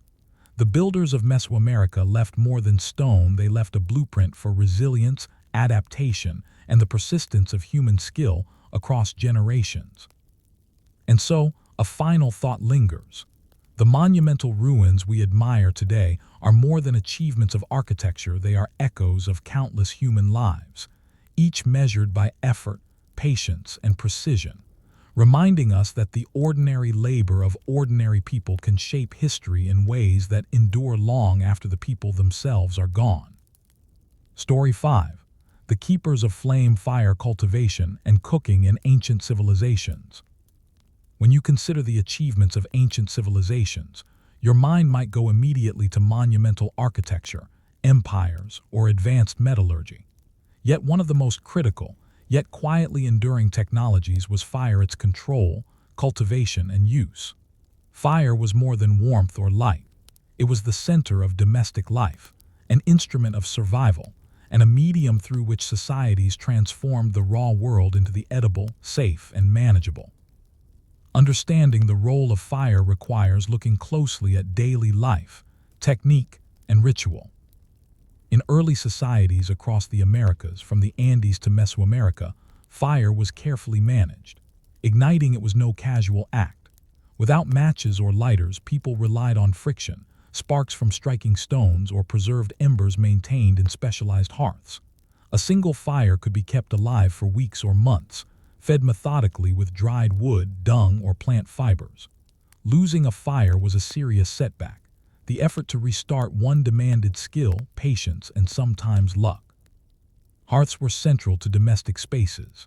In a small house, the hearth provided light, heat, and a focal point around which daily life revolved. Cooking, crafting, and social interaction occurred here. Fires were tended continuously, sometimes by a designated family member, often a woman, whose labor ensured the survival of the household. Knowledge of which wood burned hot and clean, which fuels were appropriate for cooking versus ritual, was passed down carefully from generation to generation. Beyond domestic use, fire served specialized purposes. Ceramics required sustained heat to harden clay without cracking. Metalworking demanded precise temperature control, particularly for copper, bronze, or gold alloys. Stone tool production occasionally used heat treatment to make obsidian or flint more brittle and easier to flake. Fire was a tool, an industrial resource, and a medium of experimentation. Fuel management itself was a science. Communities maintained careful knowledge of local vegetation, understanding which woods burned longer, which produced hotter embers, and which imparted flavor when used in cooking. For large-scale fires, such as those used in communal feasts or ceremonial burnings, careful planning ensured adequate supply. Miscalculating fuel needs could result in wasted labor, ruined food, or even danger to participants. Cooking, the most visible use of fire, was itself complex. Foods were transformed in ways that were both chemical and cultural. Maize, beans, potatoes, and quinoa were not simply roasted, they were soaked, ground, nixtamalized, boiled, or roasted in carefully monitored hearths. Techniques varied regionally, but all required attention to heat, timing, and material.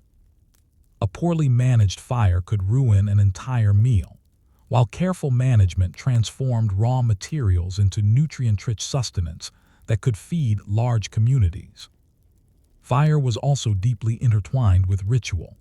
Hearths often had spiritual significance, and the act of tending fire could involve offerings, prayers, or ceremonial protocols. In some Andean communities, sacred fires were maintained communally, and their embers transported to establish new hearths or ritual spaces.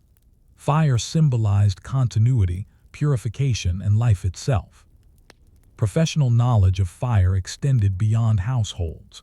Certain individuals specialized in maintaining communal or ceremonial fires, guiding cooking processes during large gatherings, or supervising heat treatment for crafting. In this sense, firekeeping was a skilled labor role, often invisible but indispensable. Societies could not function without it, and its mastery represented a subtle form of technological sophistication. The challenges were constant. Wind, rain, or seasonal dryness threatened both domestic and ceremonial fires. Fuel shortages demanded long-term planning.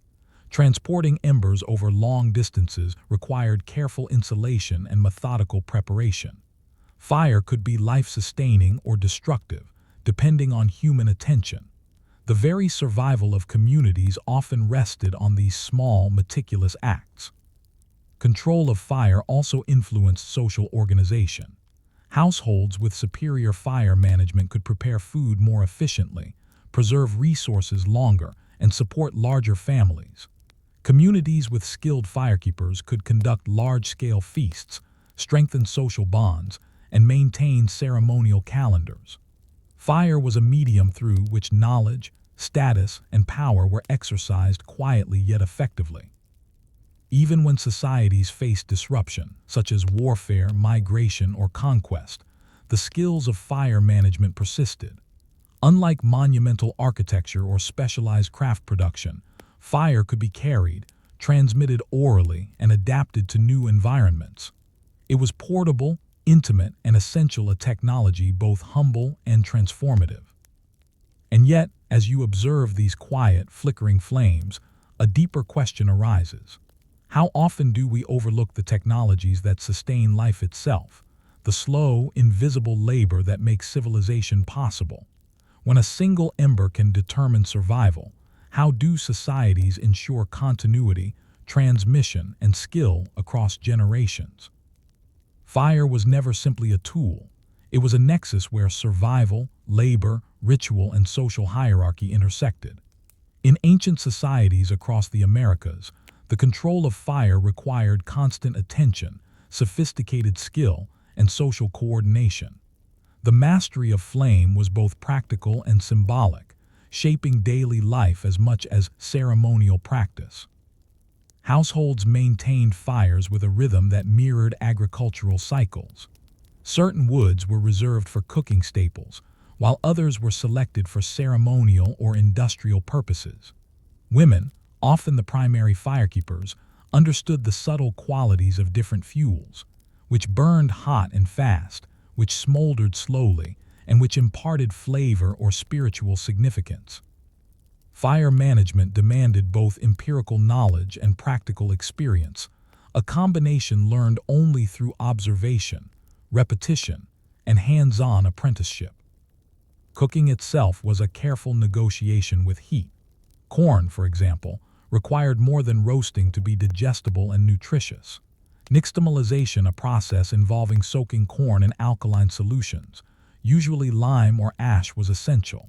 This chemical transformation made maize digestible, increased its nutritional value, and enabled it to become the basis for tortillas, tamales, and other staples. The process required precision in both timing and heat. Too much or too little could render a batch useless. The responsibility fell on those tending the fire to maintain stability and predictability over hours. Beyond domestic kitchens, communal cooking projects were highly organized. Feasts, offerings, and ritual meals required coordination of multiple fires, preparation of large quantities of food, and attention to timing. Large cauldrons or roasting pits were managed collectively. Teams of fire tenders ensured that the heat remained consistent, that ingredients were added at precise intervals, and that the final product met both practical and symbolic standards. Fire was also central to metallurgy and craft production. In Mesoamerica, metalworking required controlled heating of copper and gold alloys. The temperature had to be high enough to melt the metal, but low enough to prevent cracking or oxidation. Similarly, ceramics and pottery demanded prolonged and even heating, often in kilns carefully constructed and monitored over days. A single misstep could ruin weeks of labor. Fire, in this sense, was both a creative agent and a fragile ally, demanding attention and skill. Ritualized fire further amplified its social significance. Sacred fires were maintained in temples, communal spaces, and ritual centers. They were kept continuously, sometimes for years, their embers preserved and transported to establish new sacred hearths. The act of tending these flames was socially and spiritually weighted. Firekeepers held authority. They controlled a medium considered both practical and divine. Their labor was invisible to outsiders but crucial to societal continuity. The control of fire also had economic dimensions. In regions without centralized fuel distribution, households and communities had to manage scarce resources efficiently.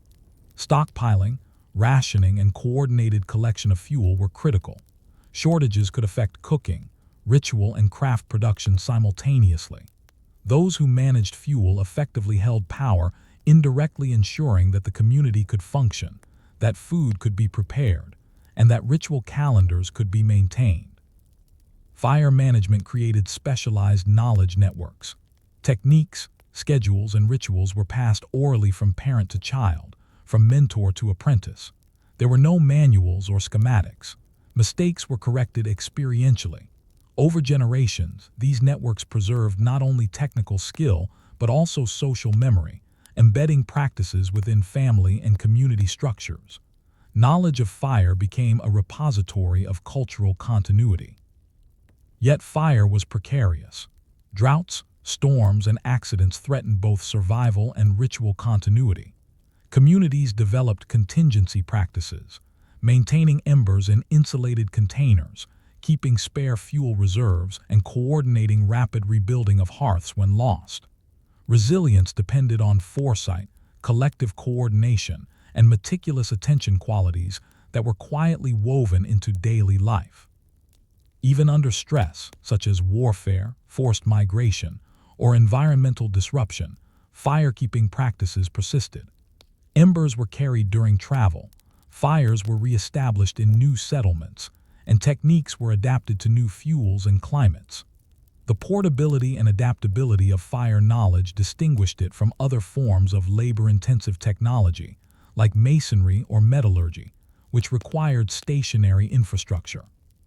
Standing back, you see fire as both literal and metaphorical. A spark that sustains life, a medium that transforms raw materials, a bond that connects individuals to community, and a symbol that links human survival to ritual order. Societies depended on this quiet technology for their very existence, yet it is often overlooked precisely because it is so commonplace, so essential, and so invisible when it functions smoothly. And as you observe the carefully tended flames, another question arises. How many other invisible technologies underpin societies, quietly shaping survival, social cohesion, and cultural continuity, yet remain unnoticed until they falter. The story of fire in ancient civilizations is not only about survival or technology. It is about continuity, adaptation, and human ingenuity in the face of changing circumstances. The skills developed over generations, the careful preparation of hearths, the selection of fuel, the management of temperature persisted long after political systems collapsed, empires fell, or societies faced invasion. Fire, in a sense, outlived rulers and cities alike, carrying knowledge quietly from one generation to the next. When European colonizers arrived in the Americas, fire remained indispensable, even as other systems of labor, agriculture, and ritual were disrupted. Indigenous communities adapted their traditional fire management techniques to new conditions. Embers were transported to new settlements, hearth designs were modified to accommodate introduced crops or tools, and culinary practices blended old and new ingredients. The continuity of fire ensured survival, even when social and political structures were forcibly altered. In daily life, fire maintained its central role. Families continued to prepare staple foods, maize, beans, tubers using carefully tended hearths. Nixtamalization and slow roasting persisted. Pottery continued to be fired in controlled environments, and metalworking adapted to new materials and European techniques. Firekeepers, once an informal or ritualized role, remained crucial in households and workshops. Their labor, often invisible to outsiders, underpinned both sustenance and craft. Ritualized fire also persisted. Sacred flames, though sometimes suppressed or transformed under colonial pressure, continued in many regions. Festivals, offerings, and ceremonies incorporated fire in ways that retained continuity with pre-contact traditions. In some communities, embers from ancient ritual fires were preserved and shared across generations. Fire was both a practical and spiritual lifeline, linking present practices to ancestral memory. The adaptability of fire knowledge is striking. Unlike monumental architecture, which required centralized coordination or complex political systems that could be dismantled, fire skills were portable. They could be carried during migration, taught informally in households, and adapted to new fuels or environmental conditions. This portability ensured that fire remained a cornerstone of daily life, survival, and cultural continuity. Fire also shaped social dynamics. The management of hearths, fuel, and cooking responsibilities reinforced communal roles and household hierarchies. In larger settlements, coordination of communal fires for feasts or rituals strengthened social bonds and reinforced authority structures. Knowledge of fire, who controlled it, how it was maintained, was tied to both status and survival. The legacy of fire extends even to modern times. Techniques such as nixtamalization, clay roasting, and careful kiln management persist in many indigenous communities. Contemporary artisans and cooks are direct heirs to millennia of fire knowledge, practicing methods developed long before written records. Even when modern tools replace traditional methods, the underlying principles, temperature control, timing, fuel selection, remain rooted in ancient understanding. Fire teaches a broader lesson about human civilization, that the most transformative technologies are often those we take for granted. Fire is humble, ubiquitous, and invisible when functioning properly, yet it underpins survival, social organization, and cultural memory. The continuity of fire knowledge demonstrates that ordinary daily labor can be as historically significant as monumental architecture, empire building, or professional warfare. As you reflect on the history of fire, the human effort behind every spark and flame becomes apparent. Maintaining a hearth, controlling temperature, selecting fuel, and transforming raw materials into food, pottery, or metal, these acts required skill, discipline, and knowledge passed through generations.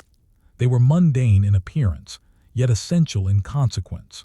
Civilization itself, in many cases, depended on these quiet, constant efforts. And so, the final reflection emerges. Much of history is carried not in monuments, texts, or battles, but in the ordinary, sustained labor that keeps people fed, houses warm, and communities functioning.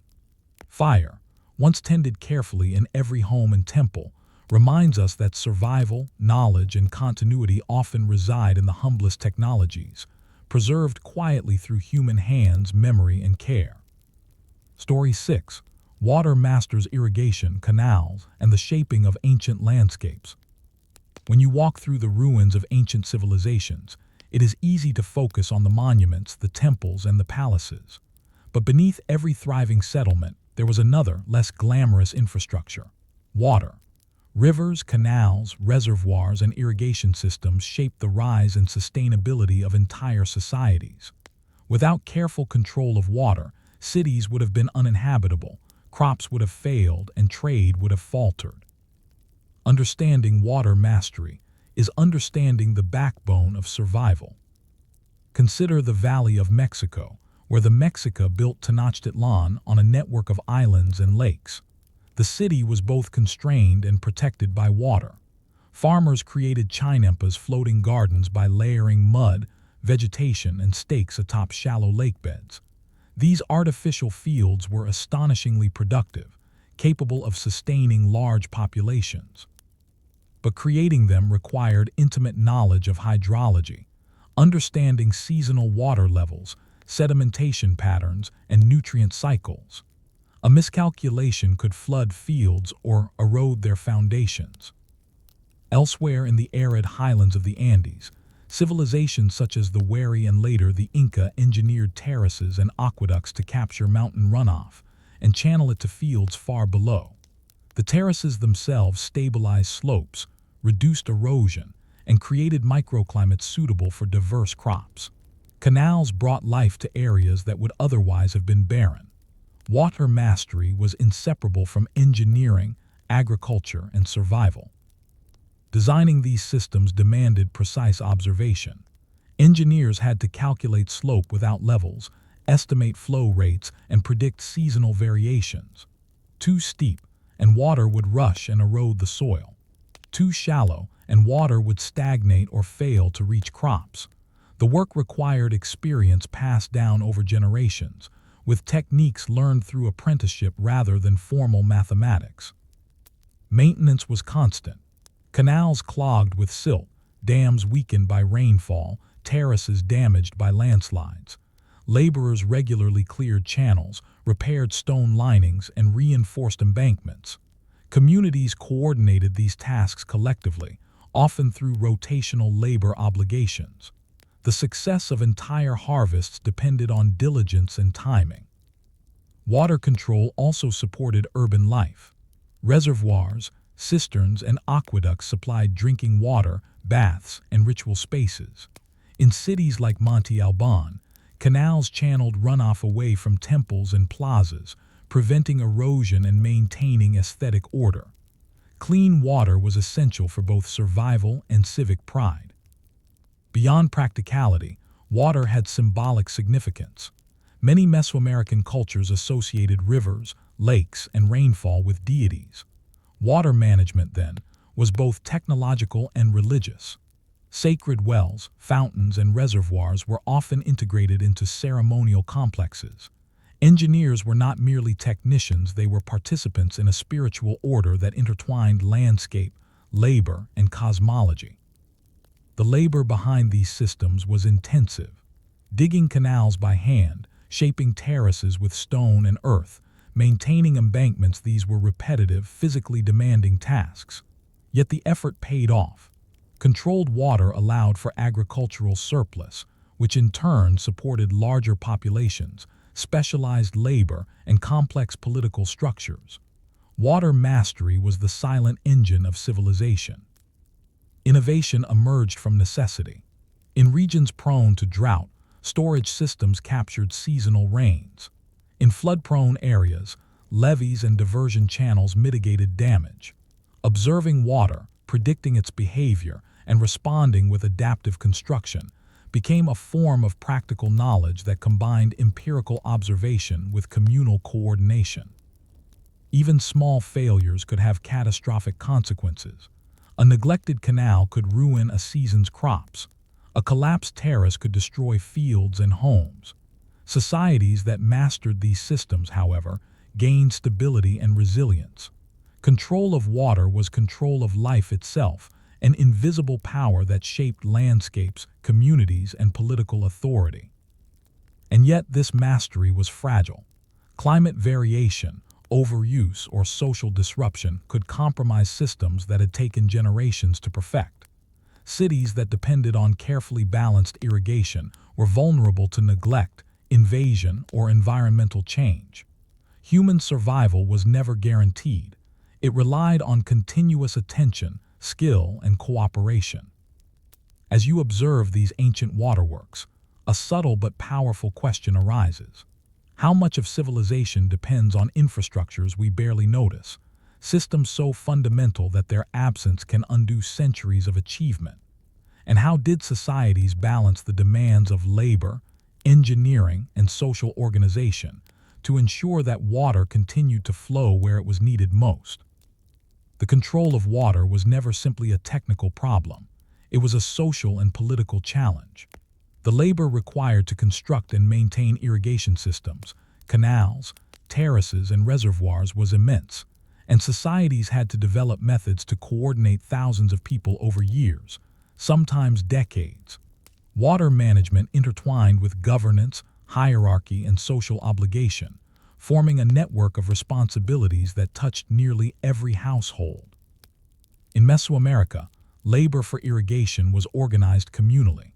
Local groups, such as the Calpulli, were assigned rotational responsibilities for digging canals, clearing debris, and repairing levees.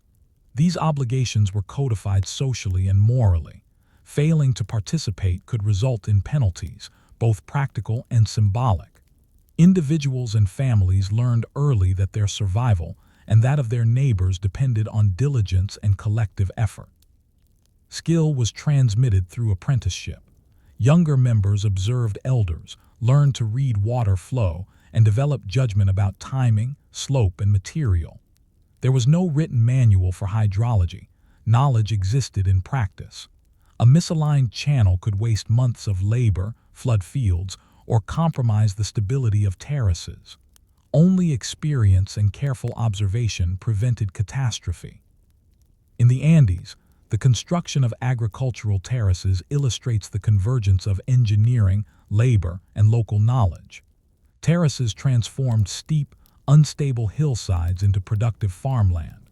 They were often lined with stone to prevent erosion and layered with fertile soil transported from other regions. Water channels were built to distribute runoff evenly, ensuring that crops received consistent irrigation. Each terrace was both a technical feat and a testament to social coordination, hundreds of hands working in rhythm over months or years. Maintenance of these systems demanded ongoing attention.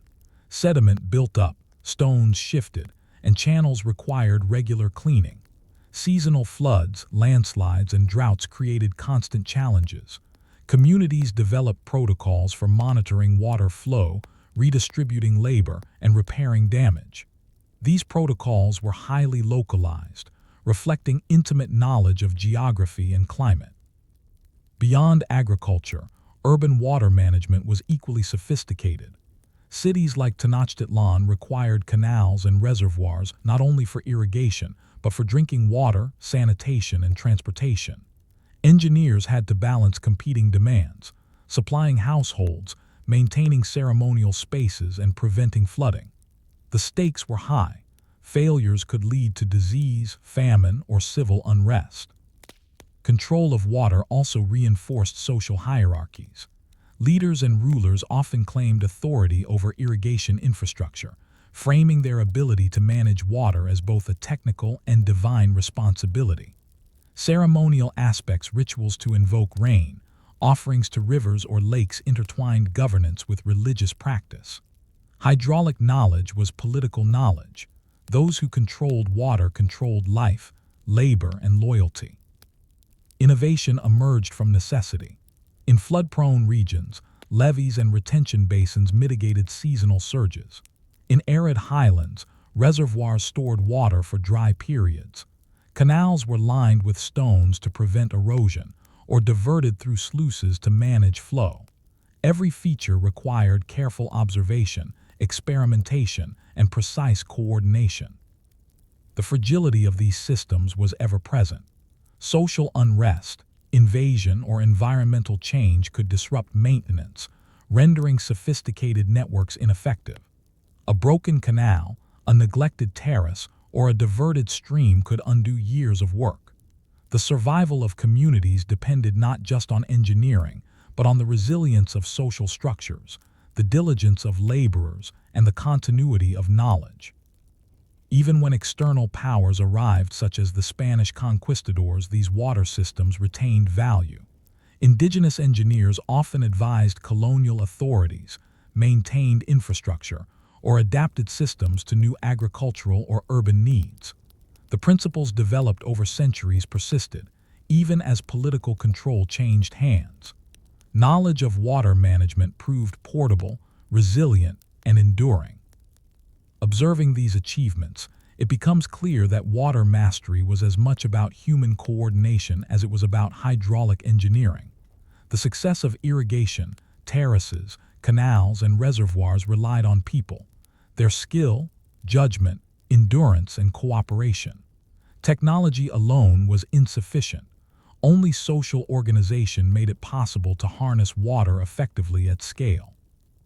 And so, as you follow a canal across a sun-baked valley or trace the contours of a hillside terrace, a pressing question emerges. When the lifeblood of a society is as delicate and labor-intensive as water, how do communities ensure continuity across generations, climate shifts, and social upheaval? How much of civilization depends not only on ingenuity, but on the quiet, relentless effort that makes survival possible? By the time you reach the ruins of ancient waterworks, it is tempting to see them as static monuments, stone-lined canals, terraced hillsides, and crumbling aqueducts frozen in time.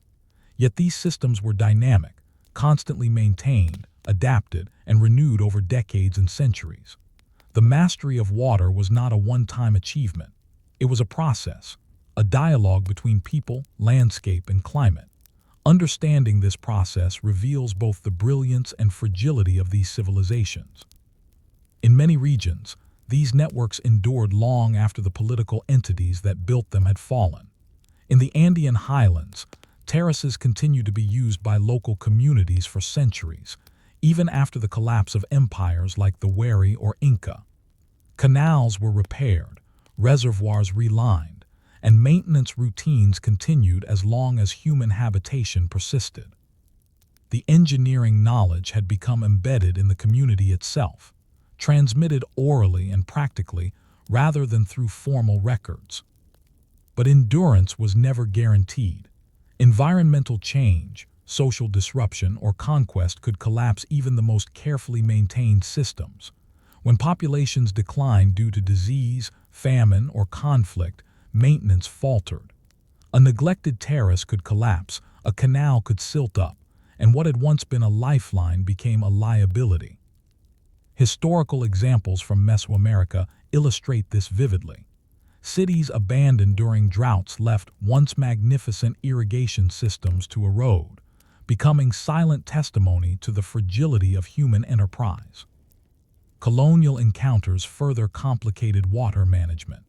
Spanish authorities often redirected indigenous labor toward new agricultural projects, draining lakes or redirecting canals to serve European crops and settlements. Traditional irrigation networks were disrupted, yet the underlying knowledge of water flow persisted. Indigenous engineers adapted, sometimes integrating European tools or design principles, but often relying on centuries-old understanding of hydrology and landscape. The social dimension of water management was equally resilient. Communities continued to coordinate labor, organize maintenance, and manage disputes over water distribution. Even when empires or rulers fell, local social networks preserved the routines necessary for survival.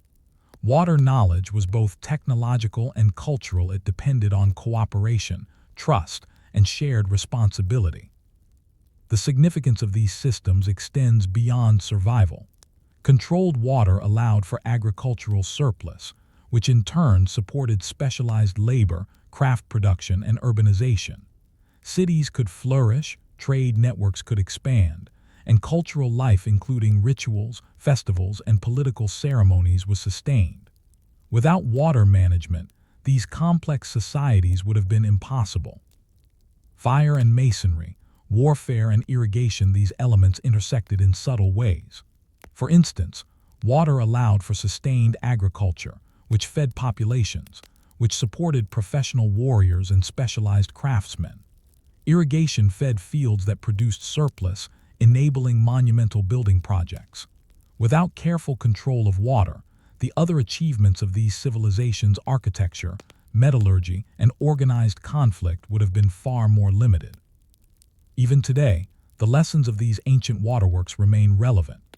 Modern engineers study pre-Columbian terraces, canals, and aqueducts to understand sustainable methods of soil conservation, flood control, and irrigation. The ingenuity of past societies, often dismissed as primitive because they lacked steel or written formulas, demonstrates that careful observation, empirical knowledge, and coordinated labor can produce infrastructure of remarkable durability and efficiency. Standing at the edge of a restored canal or tracing the curve of an ancient terrace, you feel the combined weight of labor, knowledge, and environmental adaptation. These structures are not only functional, they are records of human ingenuity, resilience, and cooperation. Each channel carved, each terrace leveled, each reservoir lined is a testament to generations of skill, patience, and social organization. And as you reflect, one final question lingers. When human survival depends on such delicate and labor-intensive systems, what mechanisms ensure that knowledge, skill, and coordination persist across generations through climate shifts, social upheaval, and political collapse? The flow of water is both life-giving and fleeting, much like the civilizations that mastered it, reminding us that the greatest achievements are often invisible, sustained by the quiet, persistent labor of countless hands. Story 7. Threads of identity weaving, textiles, and social hierarchy in ancient societies. In ancient societies, the loom was as important as the plow, the kiln, or the quarry.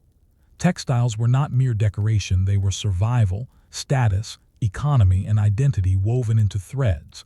From Mesoamerica to the Andes, weaving shaped both the material and social worlds. Understanding textiles is to understand daily life, labor organization, and social hierarchy. Imagine a village at dawn. Women and men sit at looms, fibers in hand, spinning threads into yarn. Cotton, agave, or alpaca wool has been harvested, cleaned, and dyed, ready for transformation. The process is slow and deliberate. Fibers are combed and aligned, threads spun tightly for durability. Weaving is rhythmic, shuttle passes, warp threads held taut, patterns emerging stitch by stitch. A single cloth can take days or weeks, depending on complexity. Textiles served practical purposes first. Clothing protected against cold, sun, and terrain. In the Andes, alpaca wool provided warmth in high-altitude regions. In the Yucatan and Gulf Coast, cotton offered light, breathable clothing for tropical climates. Clothing was tailored to environment, occupation, and status. A farmer's tunic differed from a warrior's, a priest's robe, or a noblewoman's ceremonial mantle. Durability and comfort were essential for survival. Yet textiles were far more than functional. They were communicative. Patterns, colors, and stitching conveyed social identity, lineage, and regional affiliation. Certain dyes or motifs were restricted to elites, denoting rank or political power. For example, in Aztec society, only nobles could wear cotton cloaks with specific designs. Weaving was therefore an instrument of social regulation, enforcing hierarchy silently but effectively. The labor itself was organized meticulously. Fiber collection, spinning, dyeing, and weaving required coordination and specialized knowledge. Women, often central to household weaving, transmitted skills through generations.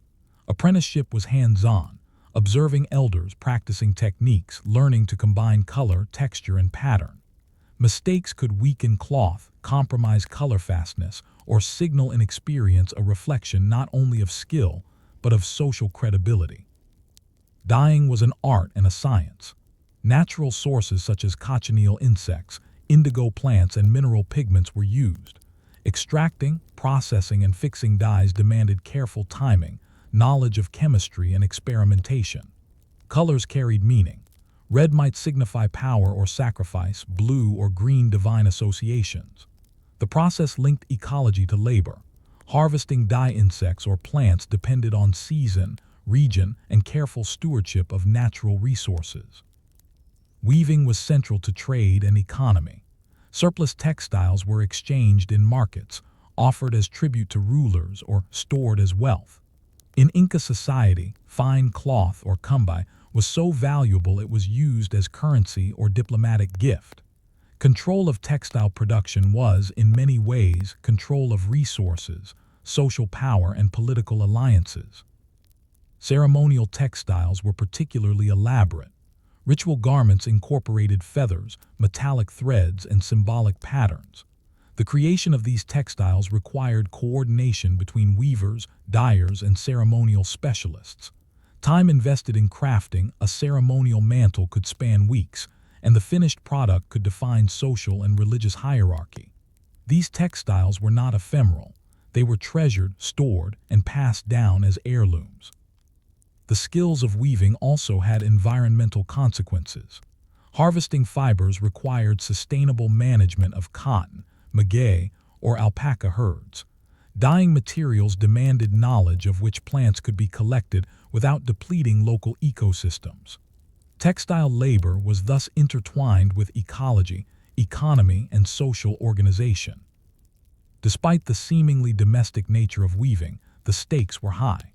A single misstep could undermine status, spoil ceremonial rituals, or devalue trade goods.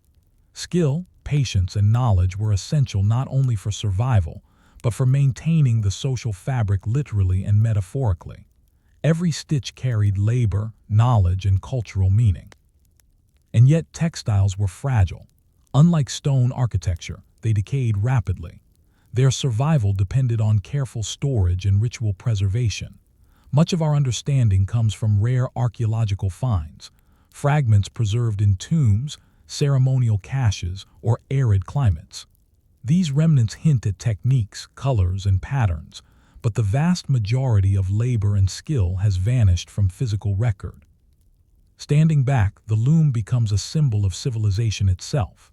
Thread by thread, cloth connected survival, artistry, ritual, and hierarchy. Every garment and textile reflected a society's values, priorities, and knowledge. Labor invisible to rulers and outsiders spinning, dyeing, weaving wove together the threads of economy, identity, and power. And as you observe the slow rhythm of weaving, one question emerges. How much of a civilization's social order depends on labor so quiet, repetitive, and taken for granted that it is nearly invisible to history? And how did societies ensure that such knowledge and skill were preserved, refined, and transmitted across generations, even when faced with upheaval or conquest? Textiles were as much a product of human ingenuity as they were of social coordination. Beyond the basic act of weaving, ancient societies developed elaborate techniques to control texture, strength, and design. Each culture relied on empirical experimentation accumulated over generations, creating methods that were both durable and adaptable to local materials.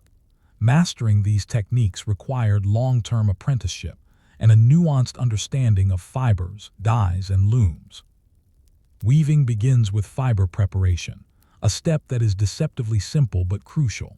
Cotton must be harvested, cleaned, and combed to remove seeds and align strands. Agave fibers need a soaking and fermentation process to soften tough leaves. Alpaca and llama wool require sorting by coarseness and careful spinning to prevent weak threads. Each step was labor-intensive, and errors at the outset could compromise the entire cloth. Spinning, too, was an art. The twist applied to fibers determined thread strength and elasticity. A tighter twist created durable thread suitable for garments or belts, while looser threads were ideal for decorative fabrics. In some societies, Spinning tools dropped spindles. Whorls were carefully calibrated, often decorated, and handed down through families. Every movement had purpose, and subtle variation could mean the difference between a garment that lasted a lifetime and one that quickly frayed. Dyeing was another domain where skill and observation were paramount. Natural pigments were extracted from insects, plants, minerals, and soils. Cochineal insects yielded vivid reds, indigo plants provided blues, certain clays and minerals produced yellows and greens. Fixing colors required understanding chemical interactions. Lime, ash, or fermentation processes could stabilize dyes or intensify shades. Achieving uniformity across dozens of threads demanded meticulous attention and a deep understanding of materials. Weaving patterns themselves were complex. Looms were set up according to design, and the warp threads were carefully aligned. Shuttle work was repetitive but required concentration. Missteps could disrupt symmetry or weaken the structure. In Andean societies, intricate geometric motifs encoded information, lineage, social rank, or regional identity. In Mesoamerica, patterns signaled ceremonial purpose or political affiliation. Cloth was language writ in thread. Apprenticeship ensured continuity. Young weavers learned by observing, imitating, and gradually taking on more responsibility. Instruction was highly hands-on. Elders corrected tension, alignment, and technique in real time. This method of skill transmission reinforced not only technical competence but social cohesion. Knowledge was embedded in practice, not recorded in texts. A failure to maintain these practices could erode cultural identity as well as economic productivity. Textiles were economically central. Cloth was currency, tribute, and trade good. The production of high-quality garments could elevate a household status, fund political alliances, or fulfill obligations to rulers. In the Inca Empire, for instance, come by fine, uncut cloth was highly valued and used to demonstrate loyalty or as gifts in diplomacy. Surplus cloth represented wealth, labor, and social connections. Production scales varied. Household weaving met local needs, while workshops or communal production centers addressed larger ceremonial or tribute requirements. Labor organization was critical. Some communities rotated responsibilities, pooling expertise and resources to meet quotas without exhausting individual families. The same careful management seen in agriculture or masonry applied here, linking textile production to broader social organization. The fragility of textiles added another layer of significance.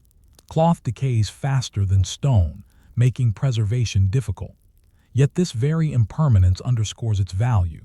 Textiles were living records of labor, skill, and culture. Those preserved through burial, ceremonial caching, or fortunate environmental conditions offer glimpses into the material sophistication and social organization of these societies. Each surviving fragment hints at countless hours of labor, apprenticeship, and attention to detail. Textiles also intersected with gender, labor division, and ritual. While weaving was often associated with women, men frequently participated in dye production, spinning, or ceremonial textile preparation. The labor itself reinforced societal roles and transmitted cultural values.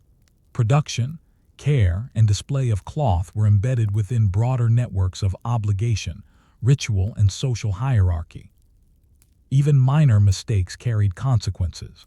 A weak thread or misaligned pattern could render cloth unfit for ceremonial use or reduce its trade value. Quality was scrutinized, not just by producers but by rulers, merchants, and community members. Excellence in weaving was thus both a technical achievement and a social responsibility, reinforcing communal standards and expectations. Looking at textiles this way, you realize that every garment, sash, or ceremonial robe was more than practical. It was a repository of labor, memory, and identity. Cloth tied families together, connected communities, and communicated social hierarchy in ways both subtle and profound. Every stitch was deliberate, every color symbolic, and every pattern loaded with meaning. And as you observe this delicate interplay of labor, skill, and culture, a question lingers. How did societies ensure that such intricate knowledge, so dependent on careful apprenticeship and intergenerational transmission, survived the disruptions of war, conquest, and social upheaval? How much of a civilization's identity is woven into the threads of its cloth, quietly shaping its social fabric across generations? By the time you examine the surviving fragments of ancient textiles, you begin to realize that cloth is history written in fiber. Unlike stone or pottery, textiles are fragile, perishable, and easily lost. Yet they carry an intimate record of daily life, labor, and social order. Each surviving piece is a testament to generations of skill, discipline, and knowledge painstakingly transmitted through hands, eyes, and memory. The collapse of societies, whether due to conquest, climate stress, or internal conflict, had immediate consequences for textile production. Workshops fell silent, apprentices lost access to mentors, and materials became scarce. Ceremonial garments went unused, and ordinary cloth had to be made more quickly, often with lower quality fibers. In Mesoamerica, the arrival of the Spanish disrupted traditional weaving networks, destroyed looms, and imposed European clothing styles. The production of high-status textiles, once tightly controlled and highly ritualized, was partially lost. Yet the underlying skills did not vanish entirely. Knowledge proved resilient. Even under disruption, families maintained small-scale weaving in private, preserving techniques, motifs, and materials. In some cases, weaving adapted to new contexts. Indigenous communities incorporated European fibers, dyes, or methods while maintaining traditional patterns. The persistence of technique across disruption illustrates the adaptability and portability of knowledge embedded in labor, rather than in formal records. Textiles also played a role in social memory. Ceremonial cloths, such as mantles, sashes, and robes, were carefully stored, buried with the dead, or preserved in temples. These pieces carried symbolic and cultural meaning, linking present generations to ancestors and ritual continuity.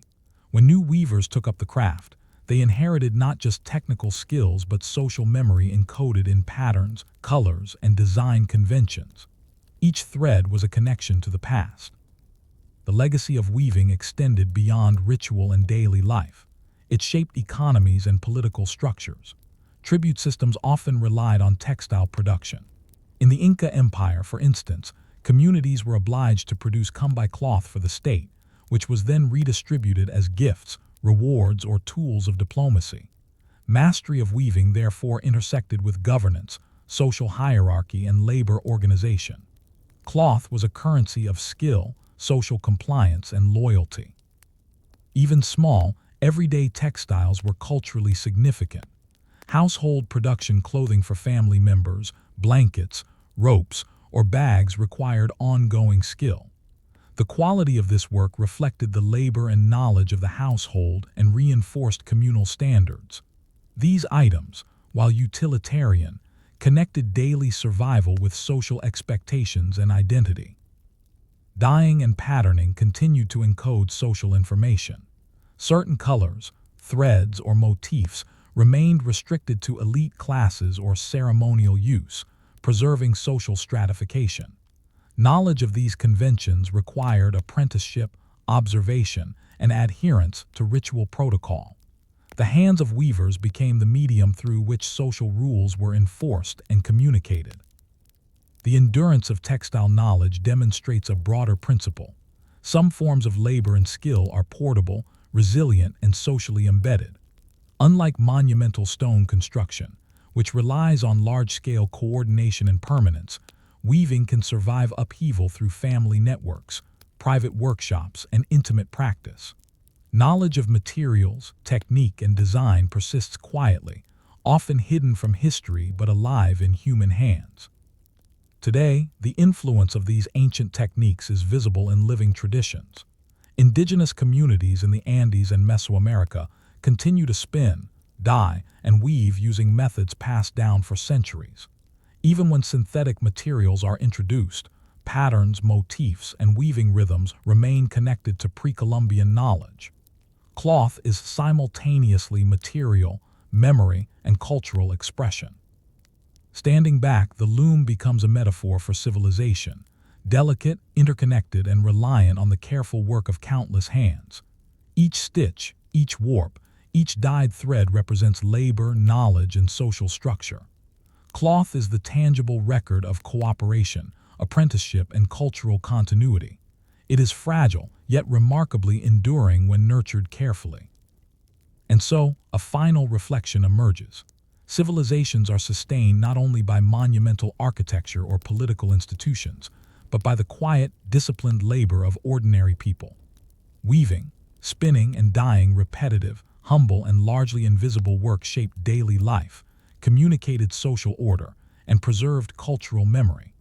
How many other threads of human knowledge lie hidden in ordinary labor, quietly sustaining societies, unnoticed until they falter or disappear? Story 8. Blacksmiths and metalworkers, the hidden hands of ancient industry. When you think of civilizations, it is tempting to imagine grand pyramids, imposing palaces, or sprawling cities. Yet the lifeblood of daily life often flowed from quieter, hotter, and noisier spaces. The forges, workshops, and anvils of metalworkers. Blacksmiths, goldsmiths, and other metal artisans transformed raw ores into tools, weapons, ornaments, and instruments that were central to survival, status, and culture. Their labor, often overlooked, shaped both mundane and monumental aspects of human society. In Mesoamerica and the Andes, metalworking was highly specialized. Societies did not possess iron technology pre-Columbus but mastered copper, gold, silver, and bronze alloys. Extracting ore required mining knowledge, locating veins, assessing purity, and understanding the characteristics of different metals. Miners worked in shafts, open pits, and riverbeds, employing stone and wooden tools, fire, and human muscle to break rock and extract ore. The labor was grueling and dangerous, with collapses, fumes, and exhaustion ever-present hazards. Once extracted, ores were transported to workshops, often located in or near settlements. Smelting involved heating metal to precise temperatures to separate it from rock or other materials. Charcoal was the primary fuel, and controlling its burn was a subtle art. Too hot, and metals could oxidize or melt uncontrollably. Too cool, and separation failed. Achieving the right conditions required careful observation, knowledge of fuel, and dexterous management of airflow and temperature. This skill, like weaving or masonry, was learned by apprenticeship, observation, and trial and error. Metalworkers transformed the raw material into tools, ornaments, and weapons. Knives, chisels, and axes were fundamental to agriculture, construction, and woodworking. Gold and silver were often shaped into ritual objects or jewelry, symbols of status and divine favor. The creation of each object demanded precision, patience, and a deep understanding of material properties. Each hammer strike or mold could determine success or failure. The forge was both technical and symbolic. Fire, heat, and transformation were imbued with meaning. In some cultures, the act of smelting or hammering metal was accompanied by rituals, prayers, or offerings to ensure successful outcomes. The metalworker was not only a technician but a mediator between raw earth, elemental forces, and human needs. Their labor connected the material and spiritual worlds. Labor organization was critical. Metal production required multiple steps: mining, ore preparation, smelting, alloying, shaping, and finishing. Often different artisans specialized in each step, coordinating to produce functional or ceremonial objects. Workshops were spaces of apprenticeship and collaboration, where knowledge was transmitted orally and practically. Unlike monumental architecture, the scale of production was smaller, but the precision required was immense. Economically, metals were central to trade and status. Copper axes could be exchanged over long distances. Gold ornaments signified authority or wealth. Bronze tools increased productivity. Metal production reinforced social hierarchies. Access to skilled smiths, rare metals, and finished objects was often limited to elites or ritual specialists. Mastery of metalworking was thus both a practical skill and a marker of social power. Metalworkers faced constant environmental and material challenges. Smelting produced toxic fumes, and furnaces could fail, consuming both fuel and ore. Charcoal production required careful management of forests, linking metallurgy to broader ecological knowledge. Each step demanded careful timing and sustained attention. Even everyday tools carried layers of knowledge. A simple copper chisel, shaped correctly and hardened by repeated heating and cooling, could last decades. Each object embodied cumulative experience, observations about the properties of metals, techniques for heating, and methods for shaping. The hands of artisans preserved this knowledge, and the survival of their craft depended on careful apprenticeship. Yet, as with textiles, much of this labor was invisible to outsiders. The success of agriculture, construction, or ritual depended on metal objects, but few contemporaries recognized the skill and judgment involved in their creation. Blacksmiths and metalworkers operated at the intersection of survival, artistry, and social hierarchy, shaping societies quietly but decisively. And as you watch the sparks leap from the forge, a question arises. How did civilizations ensure the continuity of such specialized, high-stakes knowledge, reliant on meticulous skill, dangerous conditions, and social apprenticeship, especially in the face of conquest, resource scarcity, or social disruption? The mastery of metalworking in ancient societies was as much about human networks as it was about fire and ore. A single object, a ceremonial axe, a bronze chisel, a gold ornament represented the coordinated labor of miners, smelters, smiths, and apprentices. Each stage required expertise, observation, and careful timing. The transmission of this knowledge was vital for survival, social cohesion, and cultural continuity. Apprenticeship formed the backbone of metalworking culture. Young artisans learned by doing, observing the nuanced movements of experienced smiths, and internalizing techniques through repetition. They learned to read metals, how copper, silver, or bronze responded to heat, how to detect impurities, and how to shape objects without cracking or warping. Mistakes were instructive, yet costly. Metal, fuel, and labor were precious, and errors could waste days or weeks of work. Workshops were dynamic centers of learning and innovation. Artisans shared techniques, experimented with new alloys, and developed new tools for shaping and joining metals. Even subtle changes like altering the thickness of a hammer strike or adjusting the airflow in a furnace could improve efficiency or durability. Metalworking knowledge was embodied. It resided in hands, eyes, and timing, often impossible to fully capture in words or drawings. Resource acquisition was another key component. Metals were rarely abundant. They had to be located, extracted, and transported. Miners required knowledge of geology and terrain. Charcoal suppliers managed forests to ensure consistent fuel. Smelters coordinated with these networks to schedule production efficiently. Each stage depended on others, creating interdependent social and labor networks essential for sustaining production. Specialization also reinforced social hierarchy. Master smiths held authority within workshops, controlling techniques, trade secrets, and apprentices. Access to certain metals or finished goods often signified political or ritual power. Gold ornaments or copper tools were not merely functional. They conveyed status, authority, and religious significance.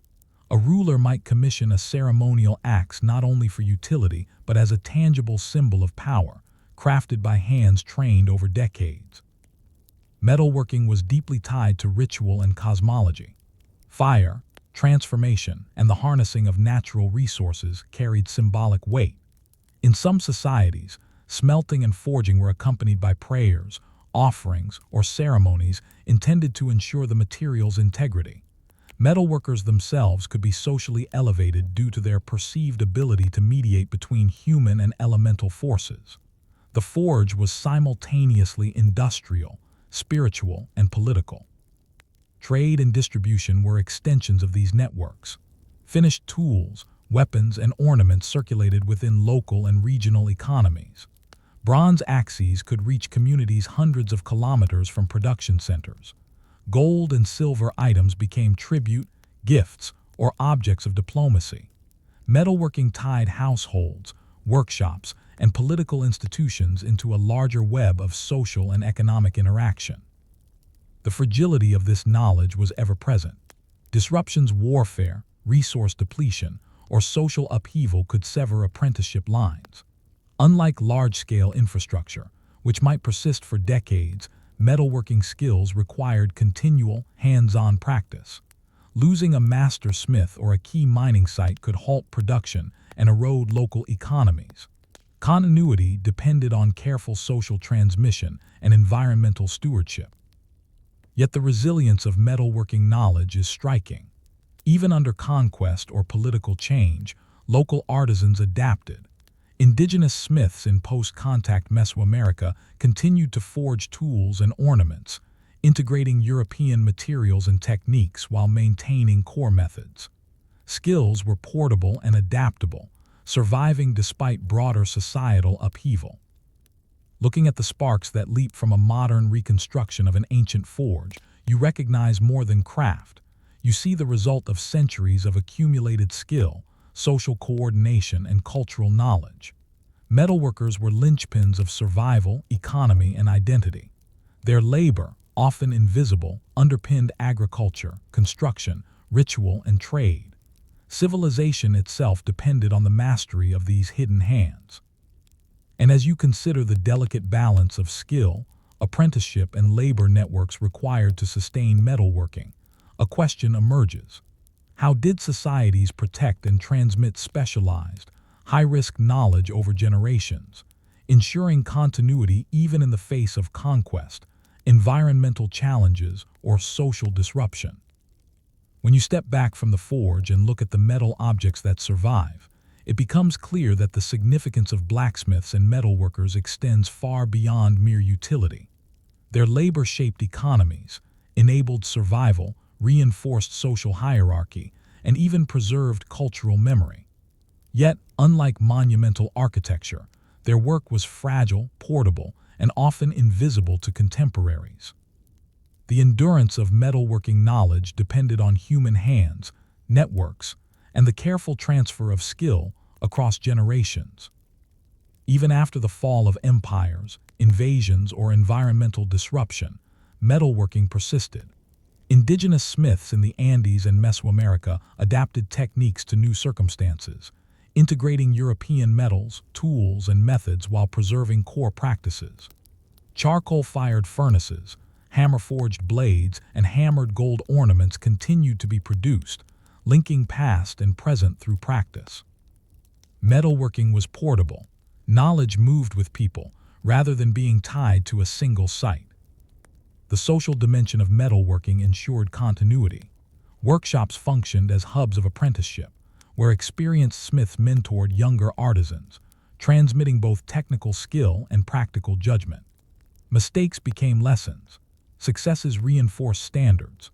Families often preserved these skills across generations, ensuring that the specialized knowledge necessary for producing tools, weapons, and ritual objects remained alive even when larger political systems collapsed. Metalworking was also deeply intertwined with economic systems. Tools forged by artisans sustained agriculture, construction, and woodworking. Weapons reinforced defense and conquest.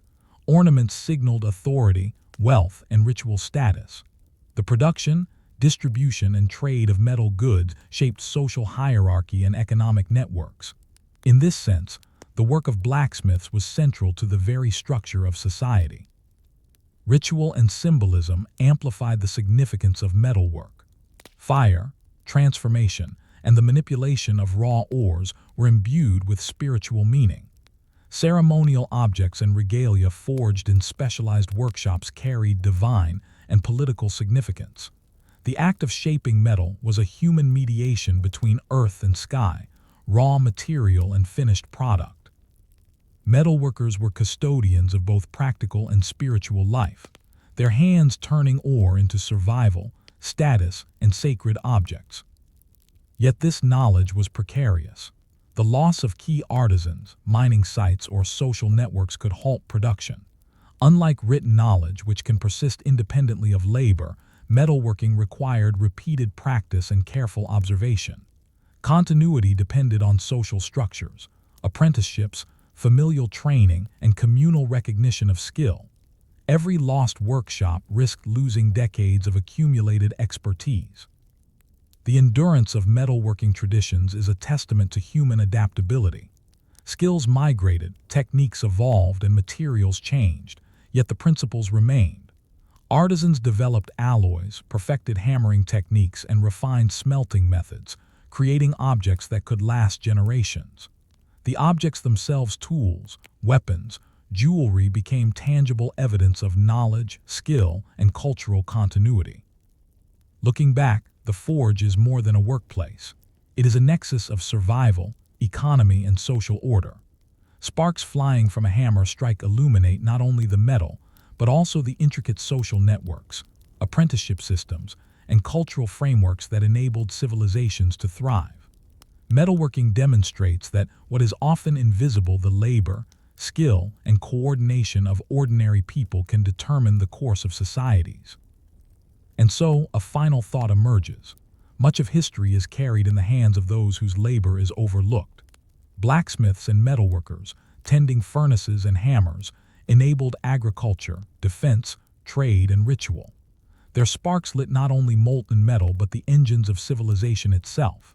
How many other vital skills, hidden in plain sight, shaped societies for centuries yet remain unrecognized until they falter or vanish?